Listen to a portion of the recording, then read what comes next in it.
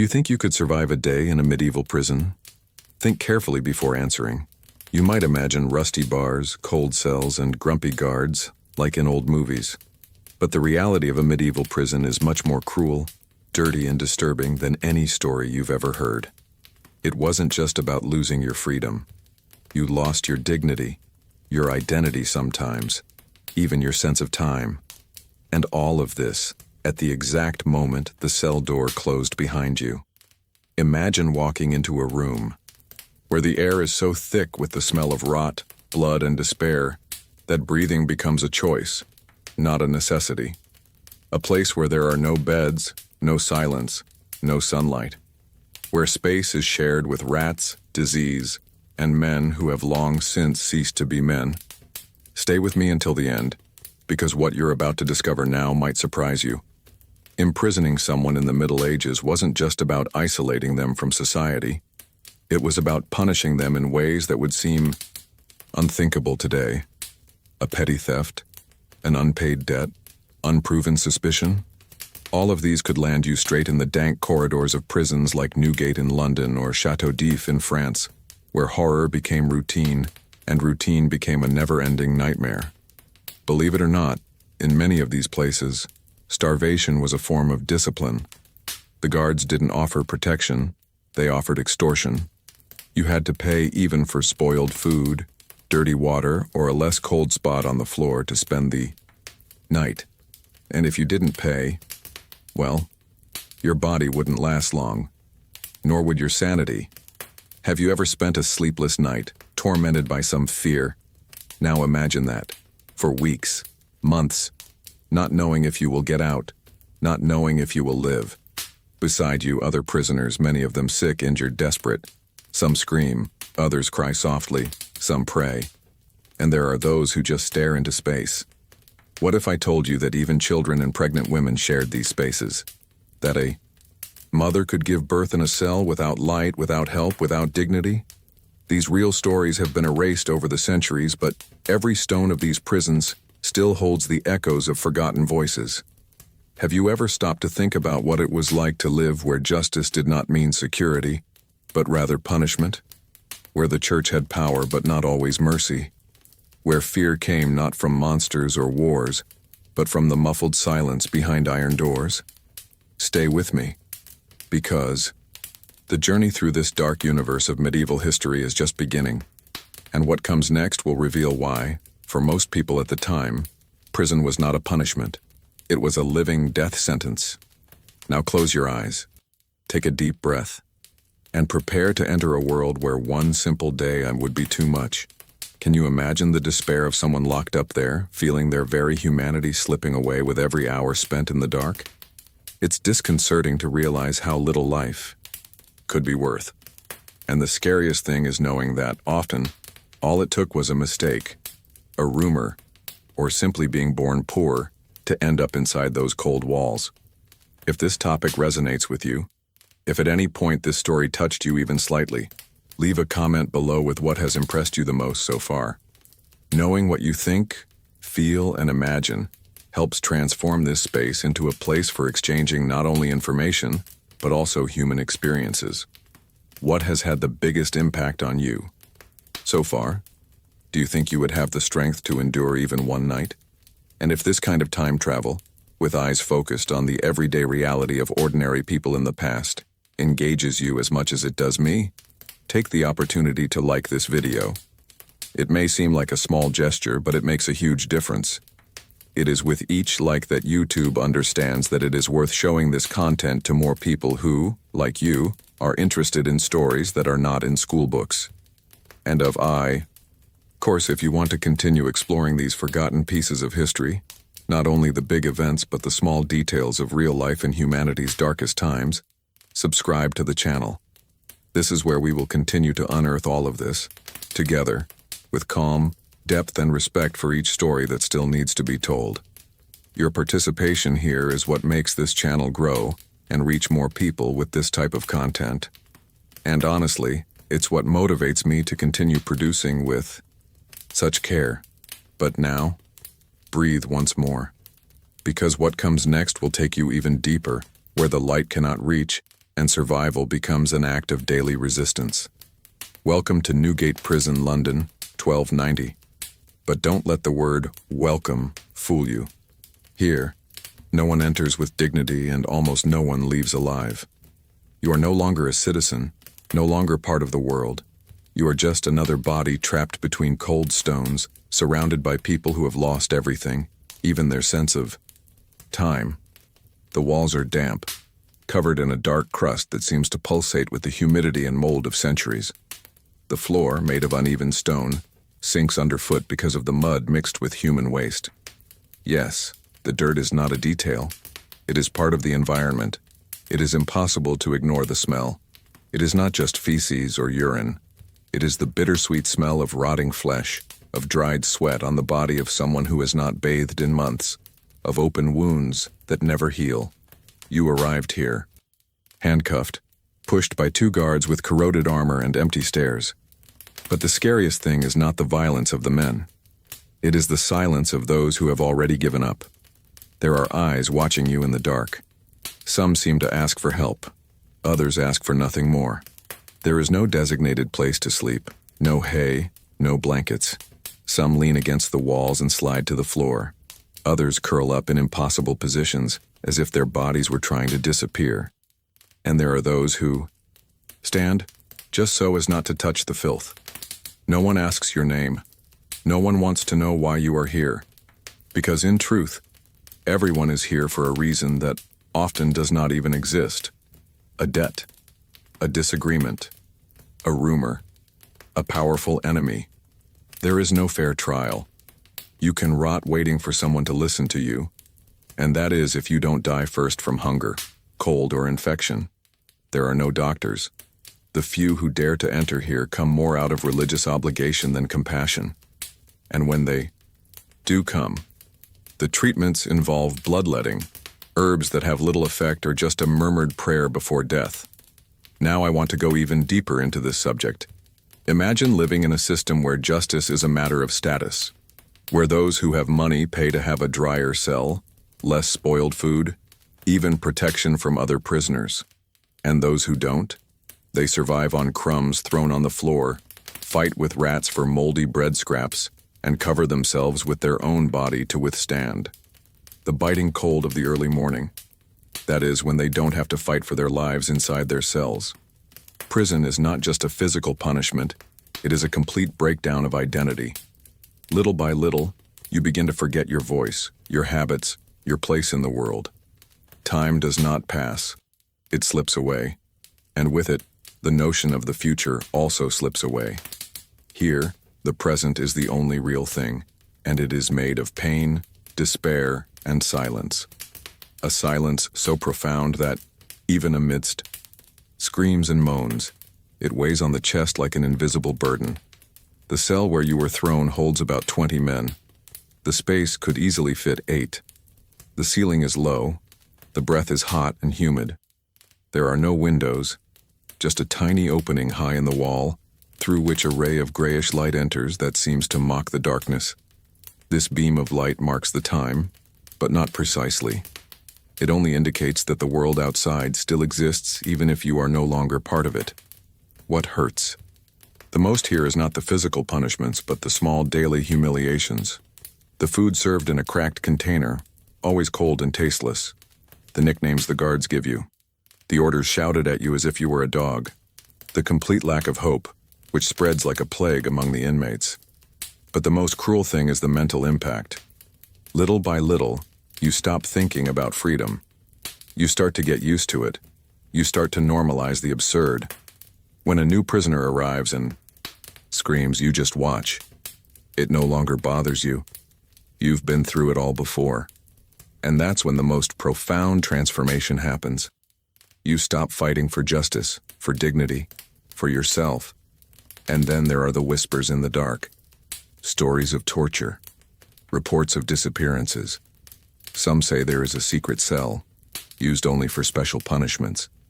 No one knows exactly where it is, but everyone fears ending up there.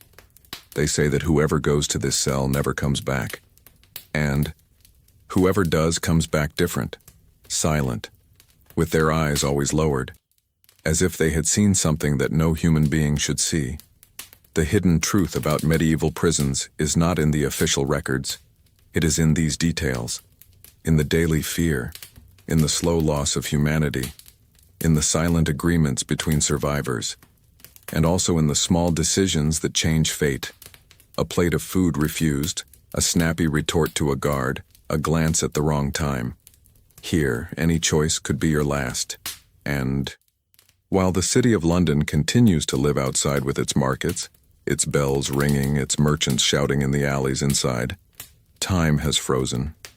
We are in a dark backstage of history, hidden among the deeds of kings and the wars recorded in books. A whispered chapter made of pain and oblivion. Comment below. This makes sense to me, if at any point you felt this dive touch something inside you. Because now, we go even deeper. First of all, the crime.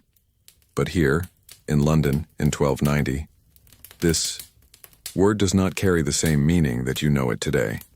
In practice, a crime was anything that displeased someone in power. Everything. A debt of a few coins, a malicious rumor, an unproven accusation, a word spoken at the wrong time, a dirty look at a nobleman, or even the simple fact of being born in the wrong place. All it took was a suspicion not always expressed in words, sometimes just with a gesture, for you to be taken away, under the eyes of the crowd, with no time to defend. Yourself no chance to appeal. And that was it. Your journey to the end began. Such was the nature of medieval prisons. They were not structures of rehabilitation. There was no intention whatsoever to rehabilitate anyone. The purpose was much more straightforward: to control, punish, and humiliate. The justice system did not protect. It instilled fear, and it did so with surgical precision. To imprison someone was to send a message to everyone else, a simple message: no one is safe, no one is above risk. And what went on inside? Few dared to ask. Now I want to go even deeper into this subject. Being accused of a crime, even without evidence, was enough to get you handcuffed and thrown between the whetstones of Newgate. And when I say handcuffed, don't picture the modern image of a pair of cold metals on your wrists. Think of shackles that tore through your skin, chained your ankles, cut off circulation to your limbs, and caused infections over time. In many cases, these chains were never removed. Prisoners slept in them. They ate in them. They suffered in them. They became part of your body, as if your punishment were tattooed on your flesh. But the most brutal thing was the emptiness of the weight. Most prisoners didn't even have a trial date set. They could spend weeks, months, years until they died without their names being mentioned again. It was as if time was also trapped, slowly slipping away between the rocks. The authorities knew this, and they used this weight as a tool. It was common for guards to sell expedited processes in exchange for bribes. Pay to be tried, pay to be heard, pay to try to get out. And yet leaving didn't mean being free. You left with a wounded body, a worn-out spirit, and a ruined reputation. Many were marked forever on their clothes, on their faces, in the way they walked. They were viewed with suspicion, rejected by the cities, forced to live on the margins. Literally. Shacks near rivers, on the outskirts of villages, in regions where the law couldn't reach because, ironically, those who passed through the hands of justice were no longer worthy of being under its protection. The medieval mindset about crime and punishment was shaped by a mix of religious beliefs, fear, and a thirst for authority. Guilt was associated with sin, and punishment was seen as a form of purification. It didn't matter if you were innocent. If you were there, it was because God allowed it. This cruel logic justified suffering. It justified public punishments. It justified the screams of those being tortured while the village watched in silence. And yes, there was torture. Not as an exception, but as part of the process. Pain was a tool of persuasion.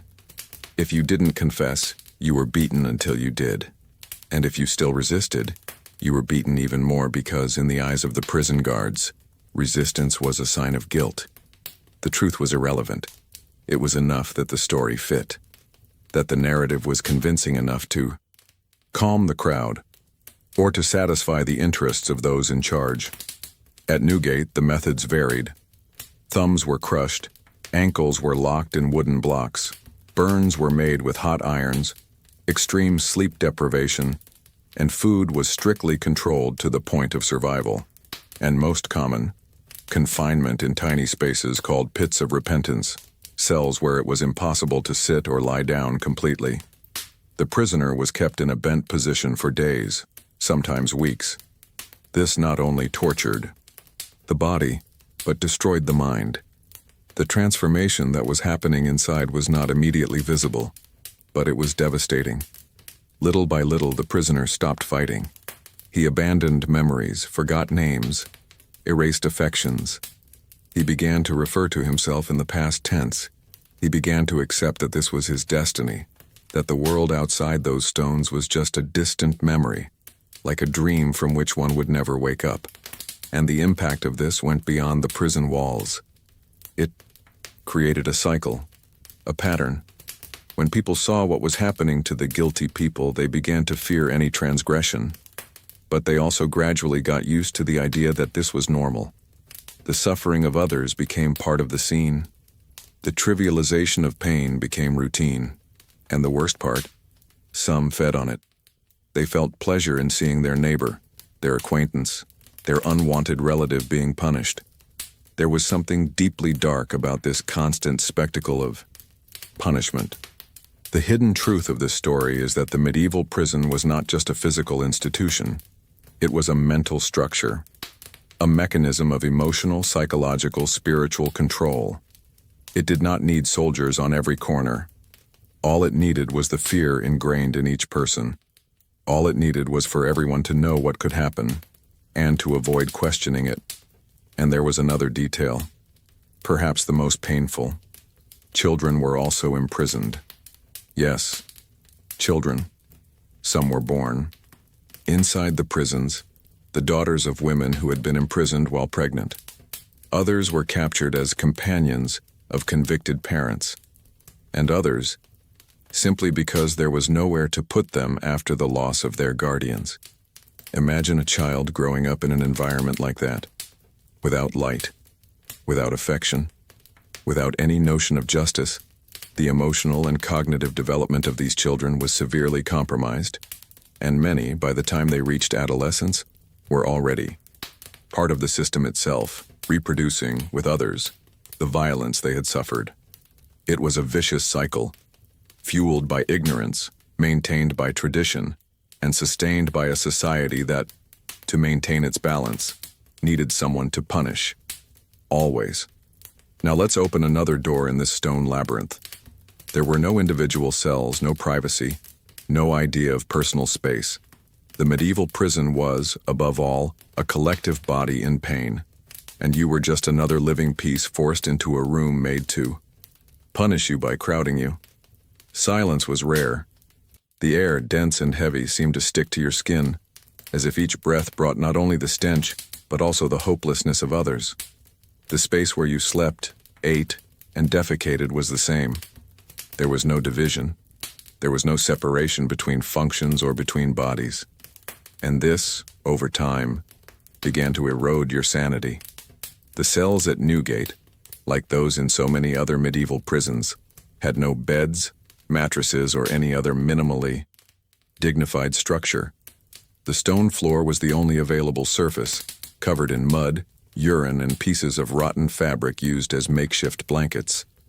Imagine living like that for months, with no clean place to lean on.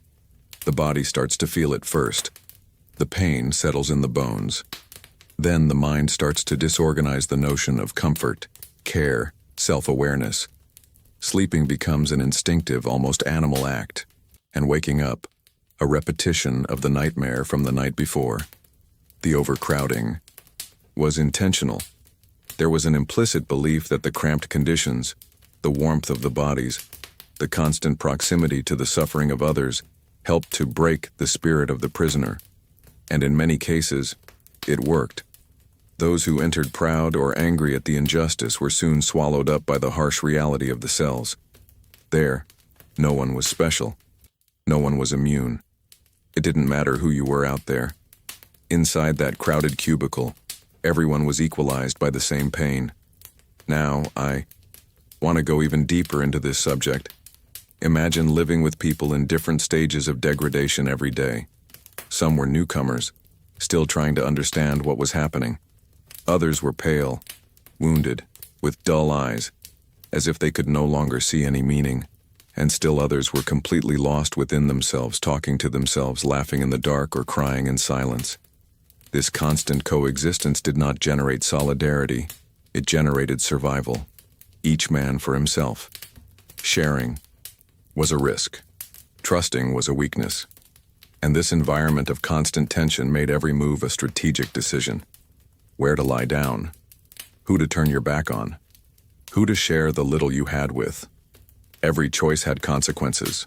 One wrong move and you could wake up with a broken rib. Or not wake up at all. The aggression in the overcrowded cells was unpredictable.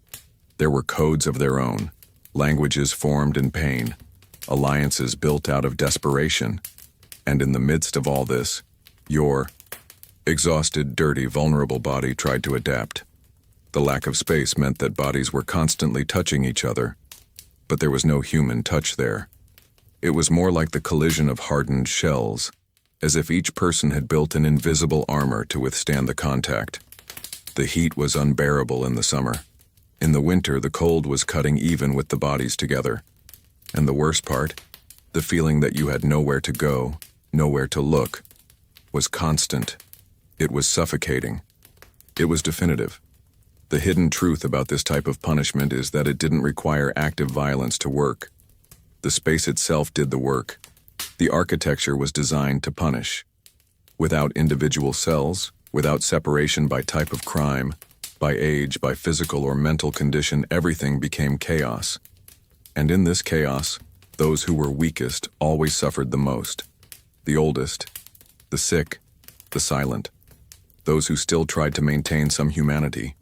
This forced coexistence in absurdly small spaces created distorted social dynamics. Groups formed, leaders emerged, and with them, parallel rules, internal punishments, and demands. The prison, from the inside, became a microcosm of power. Guards handed over control of certain cells to more violent inmates in exchange for order. What constituted order, however, was defined based on fear and domination. Some inmates controlled the little food that was allowed in. Others controlled the best corners of the cell, the drier. Ones are the ones least exposed to the cold draft. Everything could be negotiated, even a piece of floor. The impact of this on the human mind was immense. The constant vigilance, because you were never alone, kept your brain on high alert all the time. Sleeping soundly was almost impossible. Eating in peace was a rare luxury. Intimacy was a forgotten concept. Even bodily needs were taken care of in groups, in shared buckets that often overflowed, and this led to more disease. Infections spread easily, and since there were no doctors or real treatment, people simply rotted alive in there. The smell was a character in itself. It wasn't something you could get used to. It was something that entered your pores, permeated your clothes, your hair, your memory. A smell of the end, of abandonment, of sweaty flesh, of dried blood, of wet and forgotten clothes. And when it rained, which happened frequently in London, the water would flood into the cells from the corners, mixing with the waste. The rats, the bits of food. It was a thick, warm mud that spread everywhere. And it was in this that many slept, or died. The curious thing is that even in this scenario there were moments of silence. Not of peace, but of exhaustion. When the body simply could not move any longer. When the collective weight of sadness was so great that not even words could be sustained.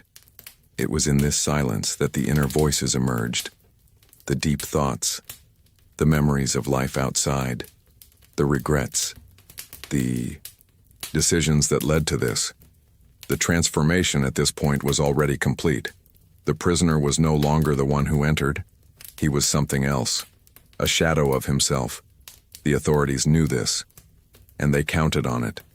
It was much easier to control someone who had already lost everything, even the ability to fight back. That was the real strategy. Prison didn't have to kill, it just had to make you forget who you were. Forget that you were once free, that you had a name, a family, a clean face, that you were loved. Emotional isolation, the crushing of the self, was the most accurate blow, the cruelest. The smell was unbearable. But that word doesn't do justice to what he really felt. It was something that went through his nose, yes, but it went further. It entered his eyes, invaded his mouth, permeated his hair, and stuck to his skin. It was a constant presence, invisible, but alive, and suffocating. As if the air were saturated with rotten memories, interrupted stories, and suffering embodied in particles. It wasn't an occasional odor like that of something that goes bad. It was a dense fusion of everything the human body can produce when it is deprived of hygiene, dignity, and hope. Feces, urine, coagulated blood, fermented sweat, mold accumulated on the stones, a combination that not only made you sick, but drove you crazy.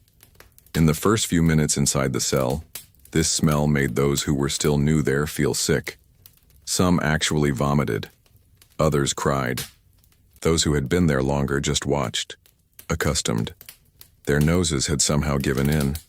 They had learned not to feel it anymore, or, worse, to accept it as the new normal. And this was one of the first signs of the profound transformation that prison imposed. A body that gets used to the unbearable, a mind that adapts to the unacceptable, begins to change its relationship with the world. The dirt was not an accident. It was part of the punishment. The logic was clear. If the prisoner did not deserve freedom, he did not deserve comfort either, much less cleanliness. The cell was washed at most with buckets of dirty water, thrown in any which way. Dampness accumulated on the walls, and where there is constant humidity, there is mold. Greenish layers covered the cracks between the stones, fungi that grew slowly, fed by the darkness, the lack of air circulation, the heat of the crowded bodies.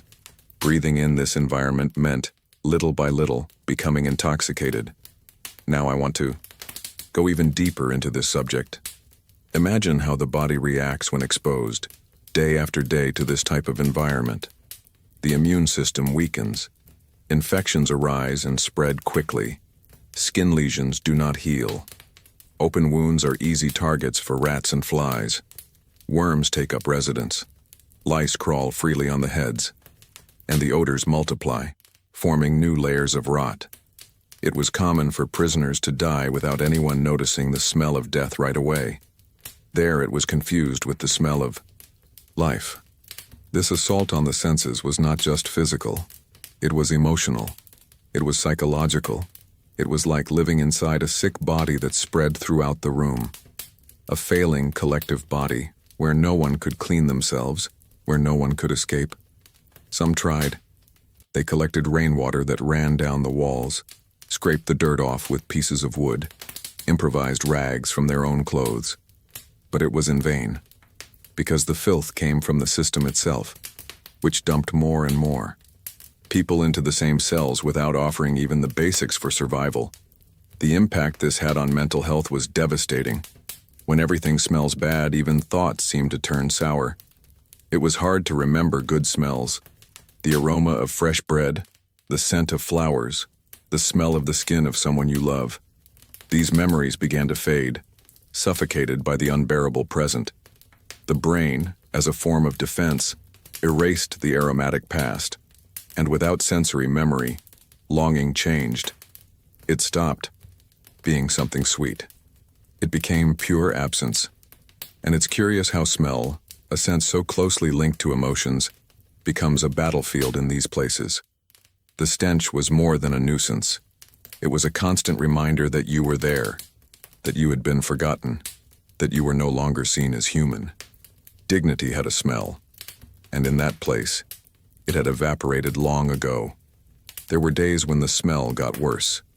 When it rained, for example, the water ran through the cracks in the ceiling, mixed with the mold, the waste on the floor, the remains of rotten food, and spread everywhere.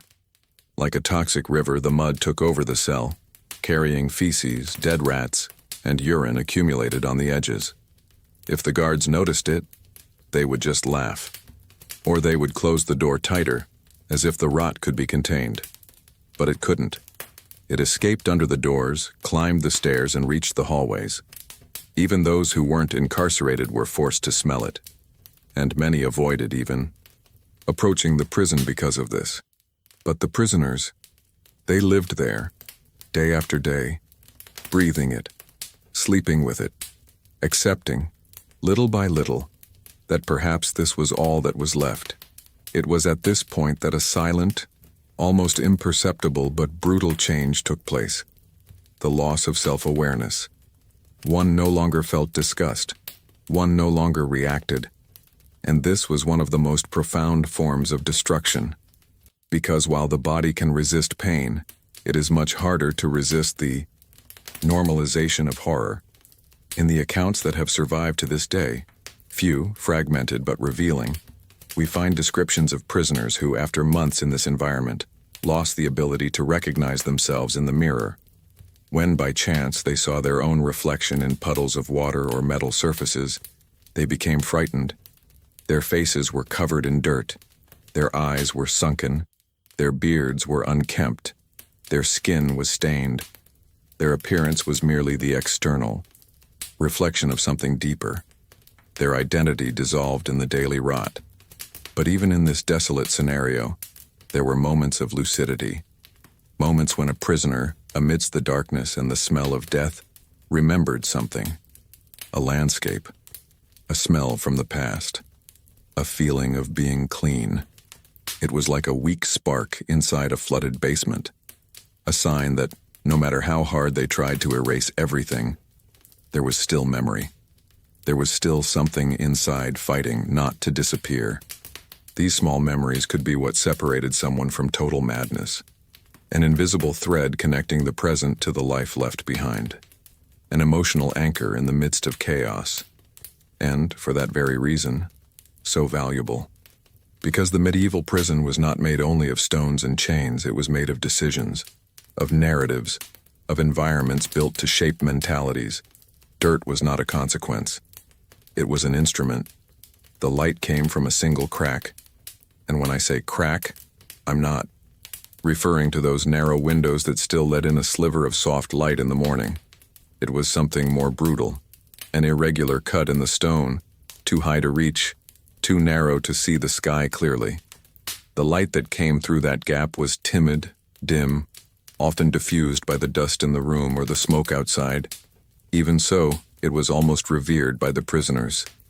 Because even though it was tiny, that light had immense symbolic value. It was the only trace that there was a world outside, an uncomfortable, or perhaps necessary, reminder that time still passed even inside. It was not a light that served to illuminate. It was not useful for reading, nor for seeing the faces of others, nor for identifying the contours of the cell. It did not warm. It was cold, distant, as if it came from a parallel universe. A trace of forgotten sunlight filtered through the rusty bars that passed silently through the wall and disappeared onto the dirty floor without leaving a trace. And yet it had power. Because where there is light, there is also the memory of what is absent. The day, freedom, time marked by moving shadows. Now I want to go even deeper into this subject. What few people realize when they study medieval prisons is the psychological role that this gap played. It wasn't just architecture. It was part of a strategy for emotional control. It gave the prisoner a false sense of the presence of the outside world, without actually offering access to it. It was like showing hunger without giving food. It created hope without a real chance for change. That light worked like a distorted mirror. It showed what was outside, but it didn't allow access to it. The prisoners learned over time to use this light as a clock. It was the only reliable marker of the cycle of the days. When the beam entered the cell in the morning, some would wake up. When it began to fade, they knew that night was approaching. But this knowledge was cruel. Because for someone who has been imprisoned for no certainty, The clear sense of the passing of the days can be more painful than the complete absence of time. Knowing that the world is turning, that the seasons are changing, that people go on living, while you sit there, still, slowly decomposing, was a specific kind of mental torture. There were prisoners who would spend hours staring at this gap. It was not uncommon to find someone sitting, motionless, just watching that small sliver of light move slowly across the wall as if, in that subtle movement, there was some kind of hidden meaning. It was as if they wanted to capture time with their eyes, as if following that ray of sunlight was the only way to not disappear inside. And there were also those who talked to the light. They whispered, they prayed, they confided secrets to it, as if it were a living entity, a silent confidant. Because, in that environment where everyone was under constant surveillance, talking to the light was a way of escaping for a few moments from the oppression of others. It was a way of still keeping one's voice active, even if it was only to oneself. The light there did not serve the body, but it was a last resort to keep the mind sane. Over time, however, even that could change. The repetition of the days, the monotony of the light's movements, the uselessness of hope ended up making that crack an uncomfortable reminder. Some prisoners began to hate it. They turned their faces away. They covered their eyes. They spat on it. They said it was the worst part of the cell because it reminded them of what they had lost. Each person's internal transformation varied. For some, the light was redemption.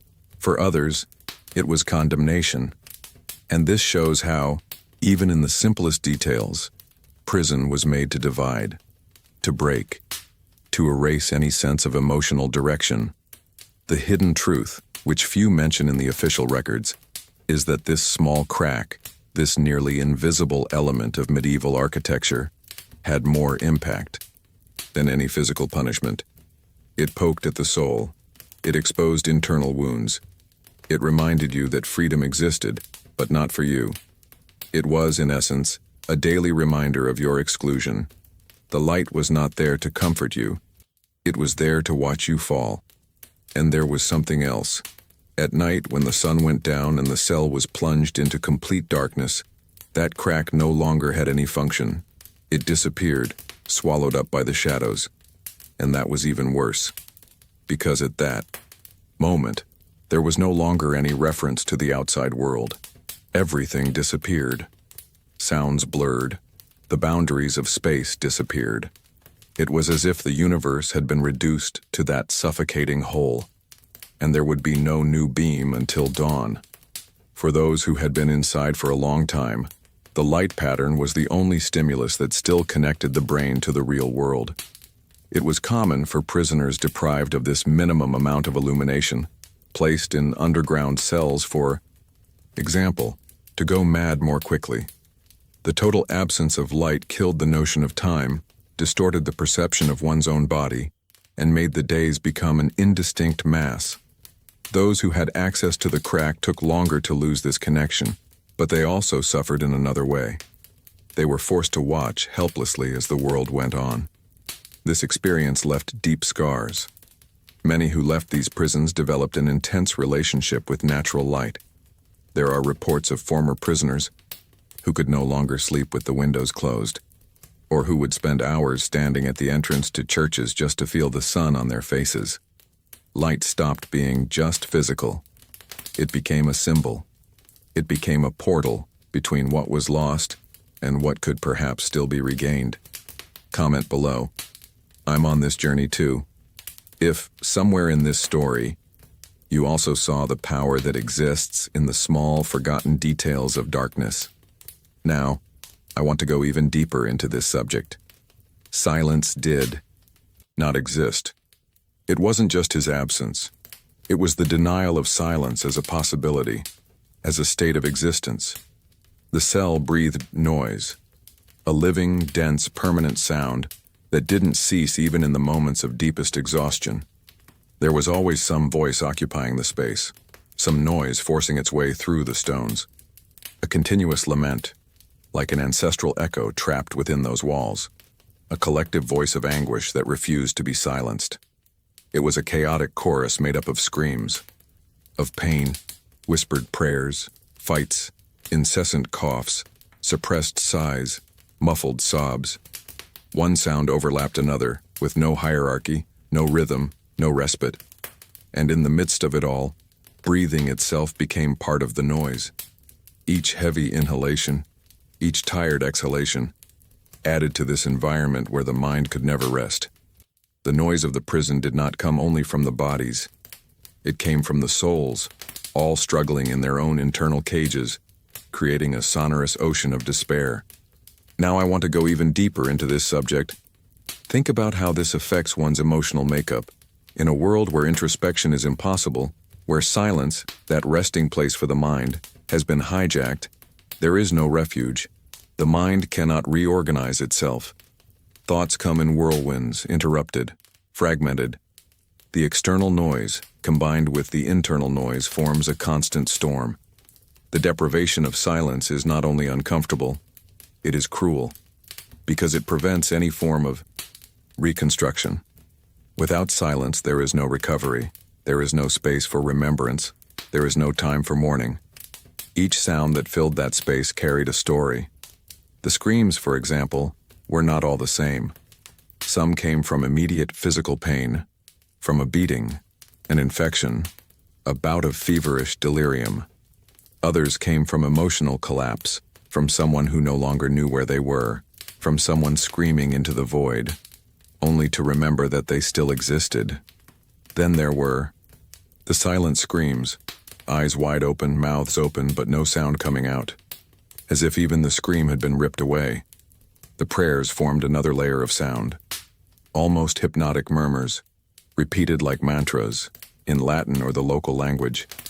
Some prayers were whispered to oneself, others recited aloud like a collective cry. And the curious thing is that these prayers often did not ask for liberation. They asked for oblivion. They asked for peace. They asked for the mind to shut down, for the heart to stop. Because for many, death seemed a less terrifying alternative than another day there. The fights were unpredictable explosions. They started with nothing. A misinterpreted look, a disputed crumb of bread, a dryer space in the corner of the cell. And in seconds they turned into beatings, insults, blood on the floor. The screams changed tone. You could hear bones banging, teeth breaking, cries of rage, of fear. And all of this happened before everyone's eyes, without judges, without mediation. There, force was the only law. And the tension of knowing that any word could be the trigger for a war kept everyone on edge, always on alert. But perhaps the worst sound was the one that no one ever gets used to hearing, the sound of madness. There was always someone talking to themselves, talking to ghosts, to the past, to pain. There was laughter that didn't come from joy, but from some broken part of the brain that could no longer distinguish reality from delirium. This laughter came out of nowhere in the middle of the night, and echoed through the sleeping bodies like a cruel reminder that the mind also has its limits. And there, they were frequently exceeded. Prison, in this sense, was a sonic theater of human degradation. Every sound was an open stage, exposing the emotional entrails of people driven to extremes. And the most perverse thing was that there was no way to escape. There were no headphones. There were no doors. There was no corner where one could hide one's ears. Even covering one's ears with one's hands was useless, because the sounds seemed to come from within as well. They seemed to arise from one's own memory, from the anticipation of the next scream, from the memory of the last one. And it was precisely this constant cacophony that caused time to lose its defined contours. One day was just a succession of noises. There was no silence to mark the end, nor stillness to suggest a beginning. Everything was sound, and sound was everything. The light from the crack, which was already symbolic, lost even more strength when surrounded by that noise. Because while she tried to remember that there was a world out there, the sound said the opposite, that the world was just that there was no escape, that the noise of the prison was the new language of existence. And then there were the sounds from outside, which sometimes escaped through cracks or by chance. the clinking of a cart outside, a bell in the distance, a dog barking. These sounds, so common, became almost sacred, because they indicated that life still pulsed somewhere else. And it was in these small noises, coming from the world beyond the bars, that many prisoners placed all their hope. It was as if each sound was a faint knock on the door of reality, an invitation to remember those who had passed away. But there was a dark side to this too, because over time, these external sounds began to seem too distant, surreal, like oral memories of a life that never existed. And then everything became blurred together. The noise of the prison invaded their memories, shaped their dreams, permeated their thoughts. Even when they slept, or tried to, the sound would not stop. It was common for prisoners to wake up startled, unsure whether they were hearing a real scream or just an echo inside their heads. The transformation was silent, but the entire process was noisy. And that is the cruelest part. You were being deconstructed while screaming, disfigured by the absence of silence, transformed by an environment where noise was an instrument of domination, where inner peace was an unattainable luxury. You paid to survive. And this alone reveals a hidden truth about medieval prisons that most historical accounts do not dare to say out loud. Justice was not blind. It could see the weight of its purse very well. In an environment where everyone was, theoretically, at the same level of poverty, money could still open loopholes, create small privileges, guarantee a slightly less cruel survival.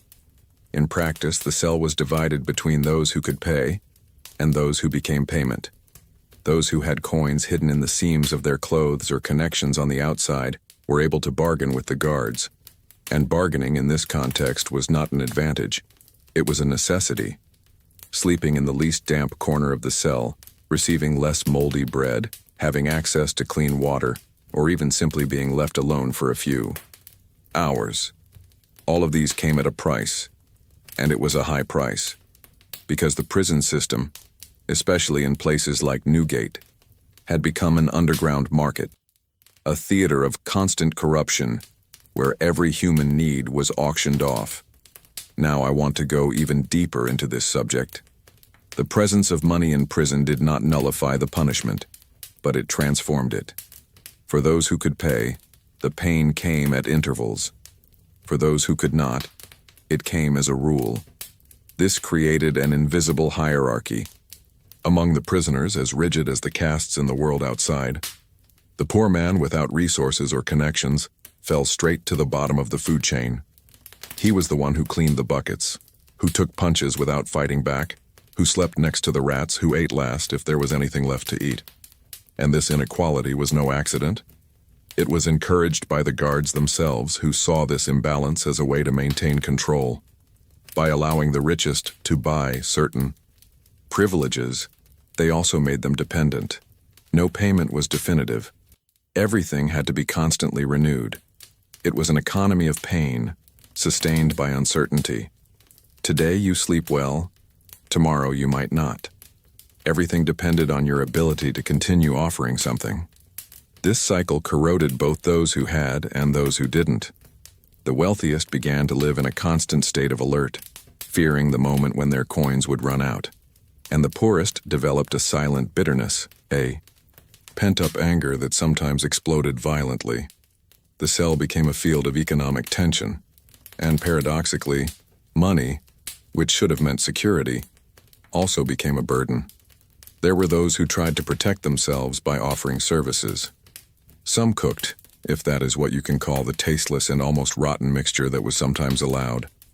Others did small crafts, creating objects with bones, old fabrics, pieces of wood, which could be exchanged for food or space. Creativity emerged as a way of surviving. But even this was subject to the approval of the guards, who could confiscate everything at any moment. Nothing was guaranteed. Not the coin, nor the favor, nor the skill. The transformation of prison into an underground market led to difficult decisions. People sold what little they had, a hidden ring, a piece of sentimental clothing, even someone's company. Yes, the exchange of physical favors also existed, often imposed, often negotiated, almost always marked by an imbalance of power. The line between consent and survival was quickly blurred, and all of this happened under the cynical gaze of those who ran the place.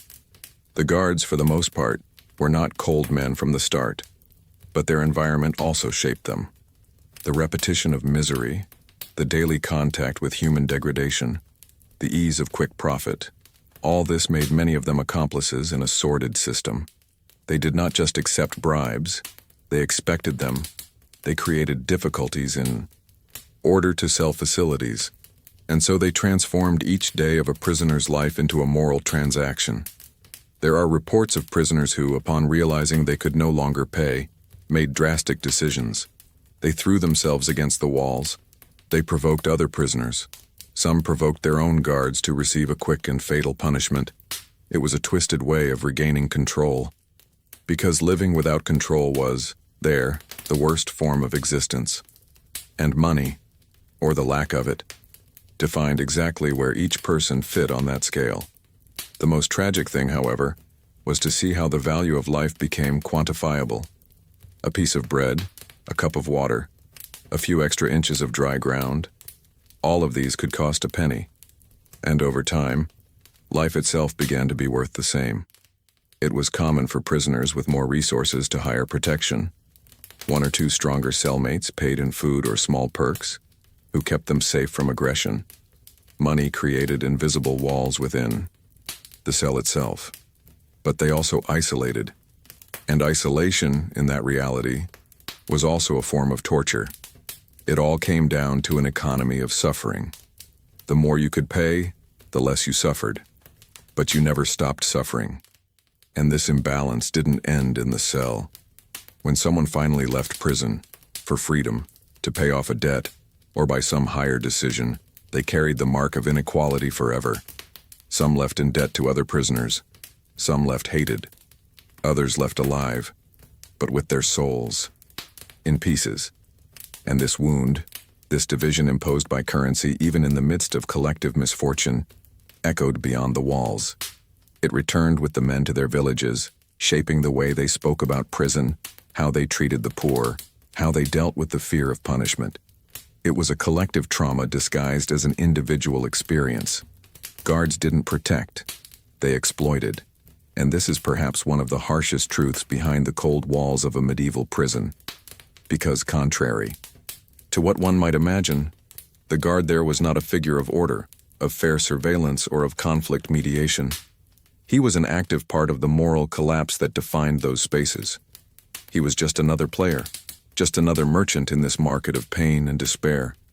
He wore the armor of authority, but inside he carried the mentality of someone who saw in the suffering of others a constant opportunity for profit. The relationship between the prisoner and the guard was not institutional. It was an informal negotiation, permeated by fear, submission, and self-interest. There were no clear protocols, no consistent rules, no punishments for abuse. What there was a perverse logic. The guard knew he had absolute power. He knew the prisoner had no voice, no defense, no place to run, and this gave him an intoxicating sense of control, a power that manifested itself not just in aggressive gestures but in the calculated subtlety of everyday manipulation. Want clean water? Pay. Want fewer beatings? Pay. Want the right to see the sun for 5 minutes? Pay. And even after paying, there was no guarantee that the agreement would be respected. Now I want to go even deeper into this subject, because this distorted role of the guard did not happen by chance. It was the reflection of an entire failed system, where justice was almost a fable.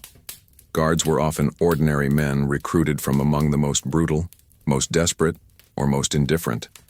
They were paid little, were poorly trained, and knew that the only way to improve their condition was by exploiting the fear of those in their custody. Thus, bribery became not just a possibility, it became the norm. And the most curious thing was how all this was socially accepted. The guard was expected to be corrupt. He was expected to use power as currency. It was an open secret, a backstage of medieval justice that no one dared to openly challenge, because everyone knew it was too dangerous. Challenging the guard was the same as asking for punishment, a punishment that would come quickly, silently, and without witnesses. There are reports of prisoners being forced to pay to avoid being beaten at night. Others paid to avoid being transferred to even worse cells. Some tried to bribe the guards to send letters to their families, and these letters often never made it out, even after they were well paid. It was a constant game of broken hopes, an illusion of control that the guard maintained just to keep the flow of payments alive.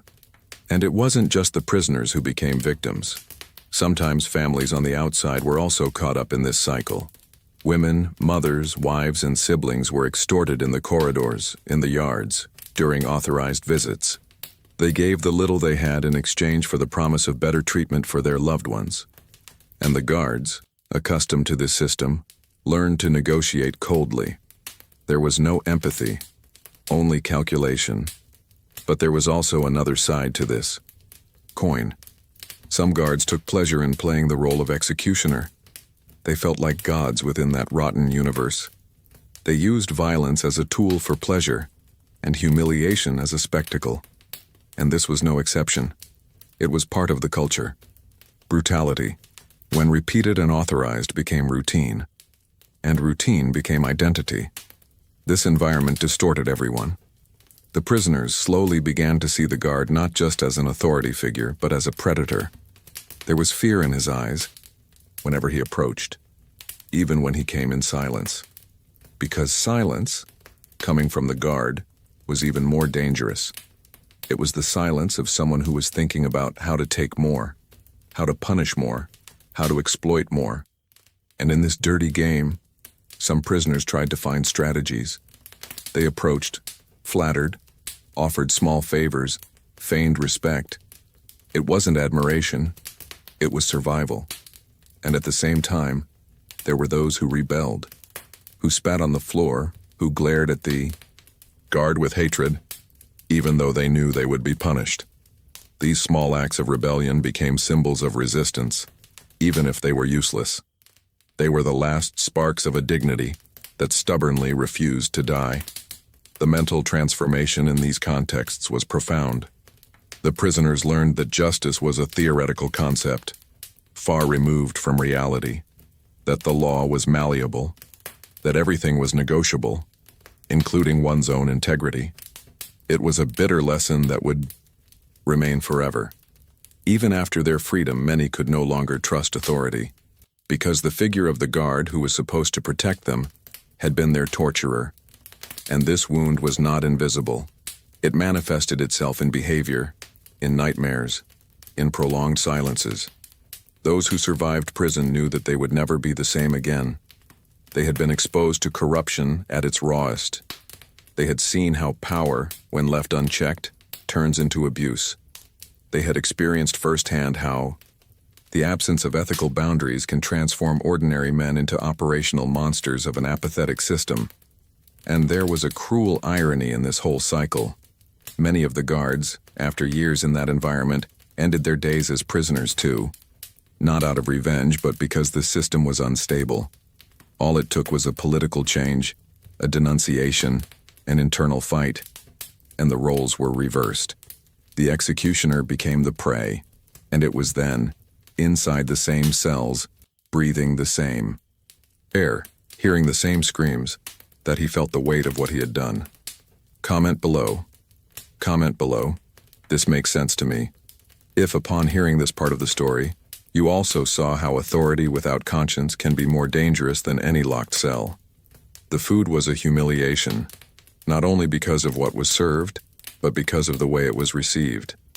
In a medieval prison, eating was not a right. It was a sporadic concession, almost always given as if it were a dirty favor. And often there was none. On bad days, and those days were the majority, the food was no more than a handful of darkened crumbs, a piece of hard, moldy bread, or a bowl of sour porridge, whose texture was somewhere between washing water and curdled mush. And all of this, of course, shared among dozens of hungry men. The act of eating ceased to be human and became an animal reflex, an instinctive need that, for lack of options, was carried out without dignity. Anyone who dared to show disgust or refused to swallow what was served soon learned the bitterest lesson. Hunger does not argue with taste. Each day what was offered was less nutritious, more deteriorated, more similar to what would normally be thrown away under any other circumstances. There was no criteria. The leftovers came mixed with straw, raw onion skins, and pieces of bone. Sometimes they came with maggots, and no one bothered to remove them. Eating or not eating was no longer a choice. It was a dilemma between getting sick faster or simply wasting away from hunger. Now I want to go even deeper into this subject, because food, in that reality, was not just an element of survival. It was, above all, an instrument of control. The daily ration, if it could be called that, was used as currency. The guards distributed portions according to behavior, with bribes, with random favoritism. A simple gesture of obedience could earn you an extra ladle. A complaint, on the other hand, could result in you being ignored for days. And this constant uncertainty was as gnawing as the hunger itself. Not knowing when or if you would eat again was a kind of silent torture. More experienced prisoners learned over time to hide crumbs. They did this by wrapping moldy pieces of bread in rags, hiding them under their bodies or burying them under loose stones on the ground. It was a dangerous practice. Anyone caught hiding food could be beaten or have their stash confiscated by other prisoners. Still, many preferred to take the risk. Because in prison, having something stashed away, even a handful of rotten crumbs, gave an illusory sense of control over one's own destiny. The emotional impact of this relationship with food was profound. Food ceased to be something that comforted, united, and celebrated. It began to symbolize humiliation, submission, and despair. Seeing grown men crying over an empty bowl was a common sight. So was hearing someone sobbing softly after being forced to eat something that made them vomit. Food, in this environment, was trauma disguised as sustenance, and this changed everyone's mindset. Constant hunger was pushing moral boundaries. Friends became enemies over a potato peel. Men exchanged promises for a sip of broth. Senses, dulled by scarcity, began to see food in anything. Some prisoners began to chew pieces of leather, cloth, even fragments of wood, just to have the sensation of something in their mouths. A primitive way of trying to trick the stomach. The hidden truth. Behind this famine was even more cruel. There was food outside. London had markets in operation, bread being baked, barrels of ale being sold in taverns. Prison was not a place of absolute scarcity. It was a place of deliberate scarcity, of institutionalized neglect, of punishment disguised as logistics. Prisoners were deliberately forgotten. Starvation was part of the sentence. And over time, the body began to betray this abandonment. Muscles disappeared, eyes sunk, skin turned yellow, then gray. Gums bled easily, teeth rotted, nails turned black. Every part of the body showed that it was surrendering. And yet, there was something deeper happening, the loss of food identity. The prisoners no longer remembered the taste of things, the smell of a well-cooked dish, the sound of cutlery. Over time, forgetting the taste of what you love is also forgetting who is gone, and that was precisely where total control was established, because a human being who forgets the taste of freedom also loses the drive to seek it. When food becomes nothing more than pain, when a meal becomes an offense, the brain begins to accept the unacceptable. It was a slow but sure transformation. It wasn't just the body that was starving, it was the soul too. Some tried to resist by writing on the walls with charcoal or dried blood, drawing pictures of food, drawing plates, chickens, bread. It was a childish and desperate gesture, but also an act of remembrance. Others prayed before each meal, even if it was a piece of 4-day-old bread. It was an attempt to maintain some connection with humanity, with the idea that eating could still be sacred, even in the mud. But the truth is that prison swallowed everything. It swallowed appetite, dignity, the hope of satiety. And it did this every day with the same broken bowl and the same lukewarm, nameless liquid. Drinking water, a luxury, perhaps the cruelest of all the basic needs denied within a medieval prison, because thirst, unlike hunger, comes faster, and it corrodes more silently. It doesn't give the body time, it doesn't allow for distractions. It's a cry that comes from within, dry, constant, that turns reasoning into confusion, self-control into despair. Now imagine experiencing this type of thirst in an environment where the only source of water often came from dirty buckets, contaminated wells, or runoff that passed through waste, rats, and sick bodies. It was like having poison served as medicine. The water in prisons like Newgate was untreated, unfiltered, and unsafe from obvious contamination. It was common for the same bucket to be used for drinking, washing hands, cooling the head during fevers, and also for flushing out the prisoner's bodily functions. Everything got mixed together. There were no rules, no hygiene, no distinction between what saved and what killed. As a result, diseases like dysentery, cholera, scurvy, and intestinal infections didn't just happen, they spread like wildfire. One prisoner would fall ill, and within days half the cell would be bedridden, groaning, wasting away. Now I want to go even deeper into this subject. The relationship with water there was a true inversion of values. Outside of prison, it represented cleanliness, freshness, life. Inside, it was synonymous with risk, with silent death. And this contradiction deeply affected the prisoner's mentality. You could be thirsty to the point of feeling your throat closing, your lips cracking, your head spinning. But you hesitated when you saw the bowl of water you had waited hours for, because what was there in front of you could be what would kill you within 2 days.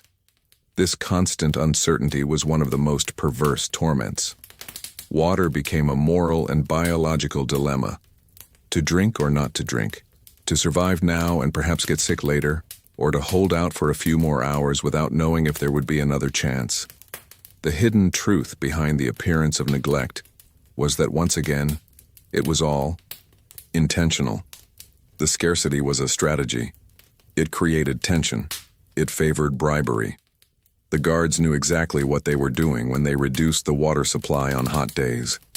It was a way to break the prisoners, to make them bow down, to beg, to pay with whatever they had. And if they had nothing, payment came in blind obedience or empty promises. Thirst was used as a more effective tool of control than any chain. And it wasn't just the body that suffered from this. It was also their dignity. Because there is no greater shame than fighting over a sip of stale water with another human being. To see someone crawling on the wet stone floor, trying to lick the drops that run down the wall, is to witness the complete collapse of any shred of humanity. Some knelt before the guards just to get an extra ladle.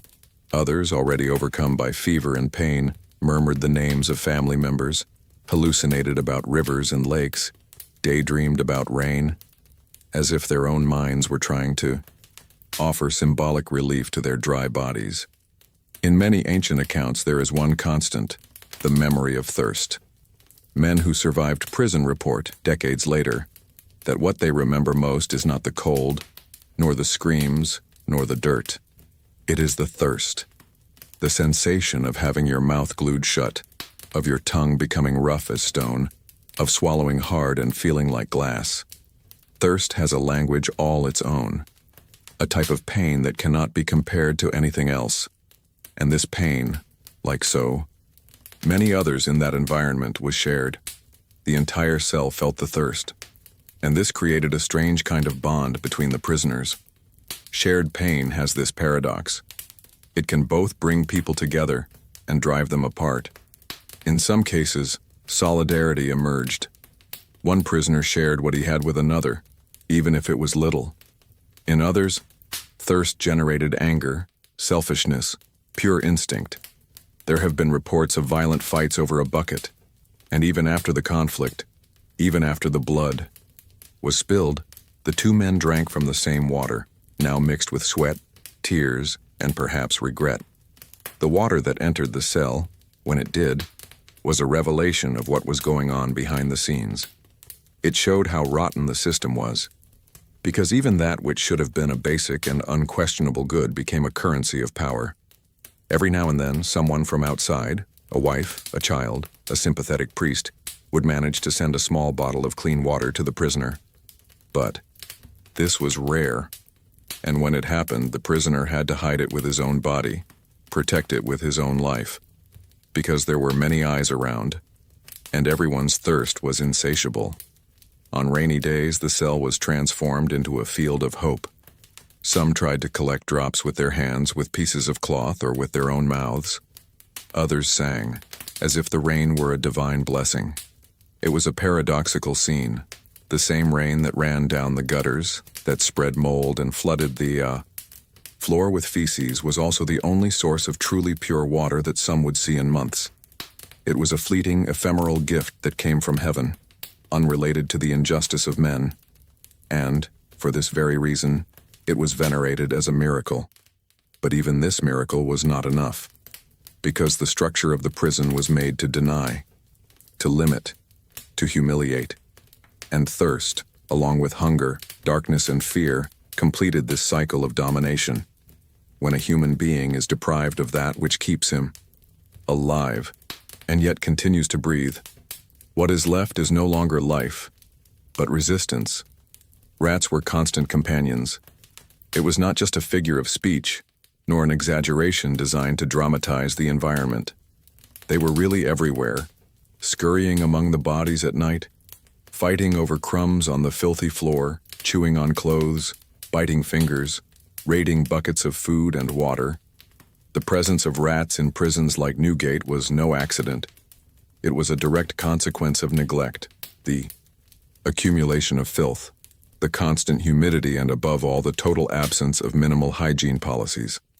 And over time, they stopped being intruders. They became part of the landscape. For the prisoners, living with the rats was inevitable. At first, it caused repulsion, fear, disgust. But just like with the smell, thirst, and hunger, the body and mind ended up adapting to this reality. The adaptation was not voluntary.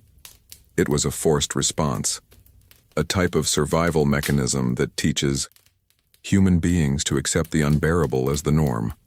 The sound of the little paws running across the damp stones at night became almost a soundtrack of despair. Some tried to protect themselves by wrapping cloths around their feet, covering their hands, trying to hide their faces. Others gave up fighting. Now I want to go even deeper into this subject, because these rats were not just animals. They were symbols. They represented the collapse of the structure, the failure of civilization within those walls. They were living proof that the prison not only accepted misery, but fed it. The hidden truth is that in many cases, the rats ate better than the men themselves. They multiplied among the remains, fed on the bodies of the dead before they were removed, invaded sacks of food brought in from outside, and no one did anything to stop it. Because there, the priority was to keep the living just alive enough to continue suffering. Nighttime bites were common. Men would wake up screaming, feeling the sharp teeth cutting the skin on their feet, hands, and ears. The rats were fast, silent, and stubborn. They knew where to attack. They sought open wounds, exposed flesh, and parts of the body that did not move. And more than just pain, these bites brought infection. There was no treatment, no cleaning, no antibiotics. A simple bite could mean fever, delirium, or slow death. And yet, no one was spared. Neither the strong nor the weak. The rat did not distinguish. Over time, some prisoners began to see these animals as something more than a threat. For many, they became reflections. The rats were also trapped there. They also fought for scraps. They also lived in the dark.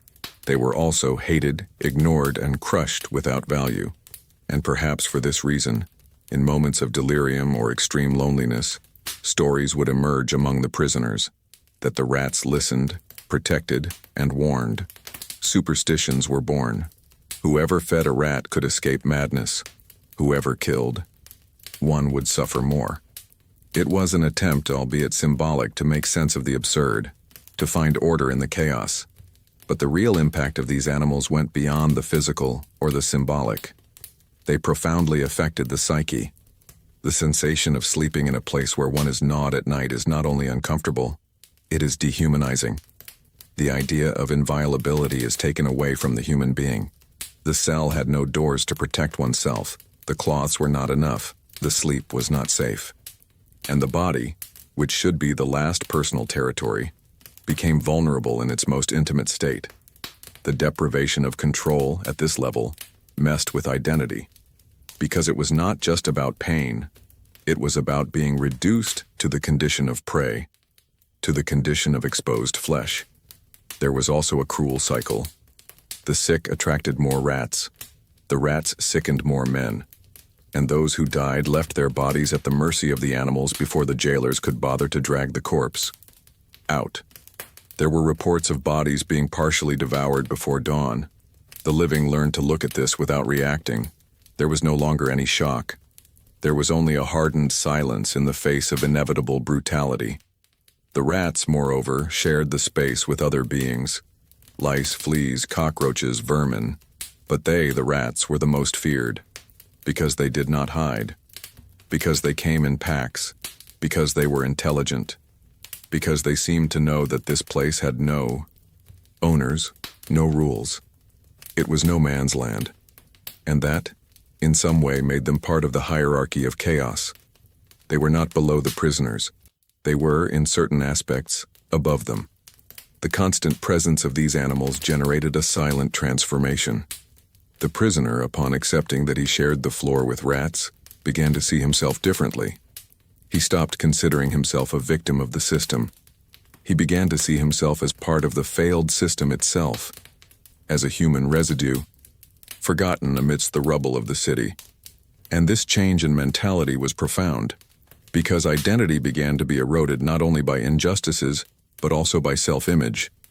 It was difficult to look at oneself and still find dignity when one's own body was the scene of a nocturnal invasion by rodents. Yet amid the despair, there were gestures of resistance.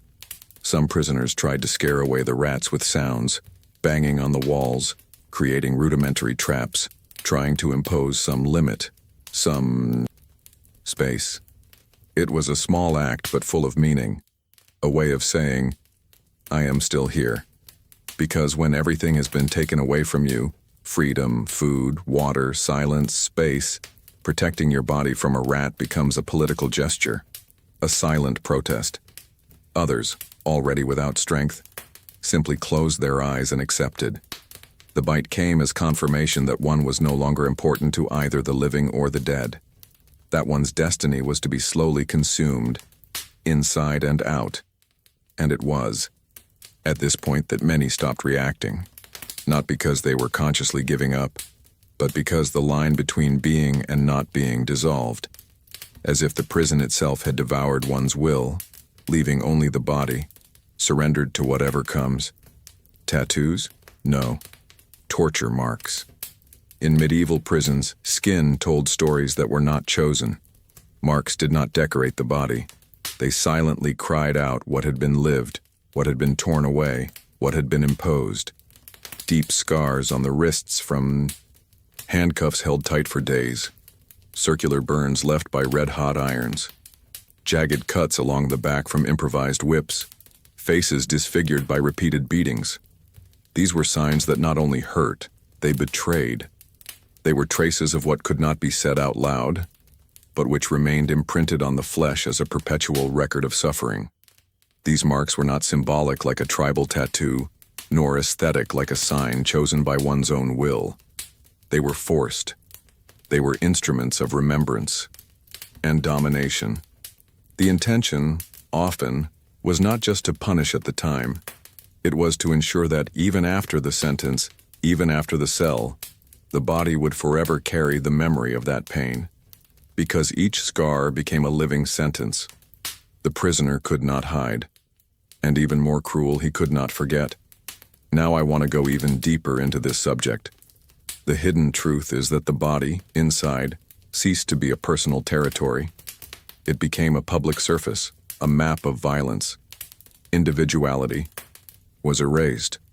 The body was shaped by the pain that the other chose to inflict. And this revealed more about the system than any document. Because in a world where the word of authority was absolute, the prisoner's body was the only thing he still possessed, and even that was violated, deformed, marked with intention and coldness. There were several techniques used in corporal punishment. Some were designed to cause immediate and punctual pain. Others were designed to cause continuous pain. And still others were designed to leave a visible scar, intended as a warning to the rest of the population. The wrists were tied above the head for hours until the shoulders dislocated. The nails were pulled out one by one. The teeth were broken with blows from a wooden beam. The ears were partially cut off as a mark of condemnation. The soles of the feet were slowly burned with embers, so that the prisoner could barely stand for days afterward. In many cases, these punishments were carried out in public in front of other prisoners. It was part of the theater of punishment, a way of reinforcing that no one there was safe, that anyone could be next. And the worst part, many of these sessions were accompanied by laughter, mockery, and shouting from other prisoners, not out of natural cruelty, but because emotional survival within that hell required a kind of detachment. It was laughing so as not to go crazy, or laughing so as not to be next. But there were also punishments carried out in the dark, silently, carried out of sight, in the deepest areas of the prison. No one talked about them, but everyone knew. And those who came back from there came back different, quieter, slower, more hunched over. It wasn't just their bodies that carried the trauma. It was their gaze. It was in the way they avoided contact, the way they trembled at the slightest loud sound.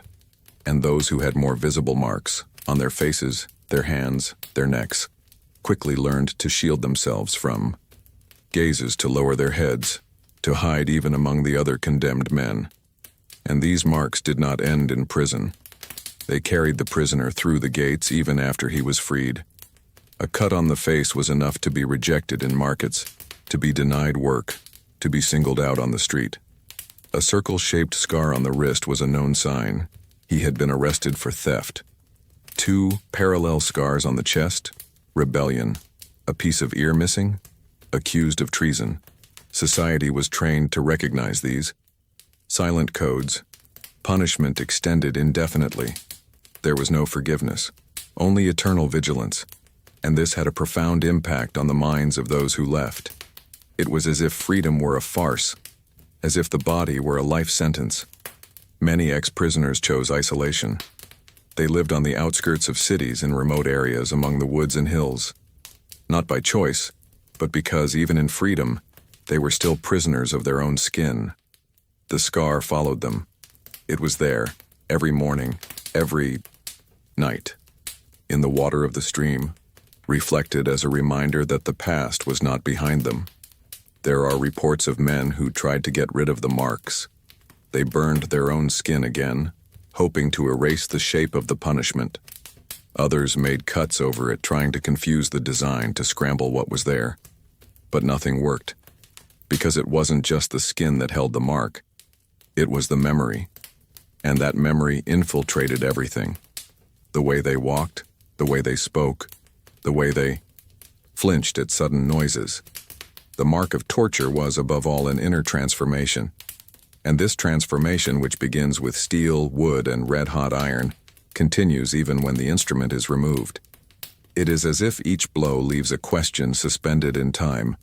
Who were you before this?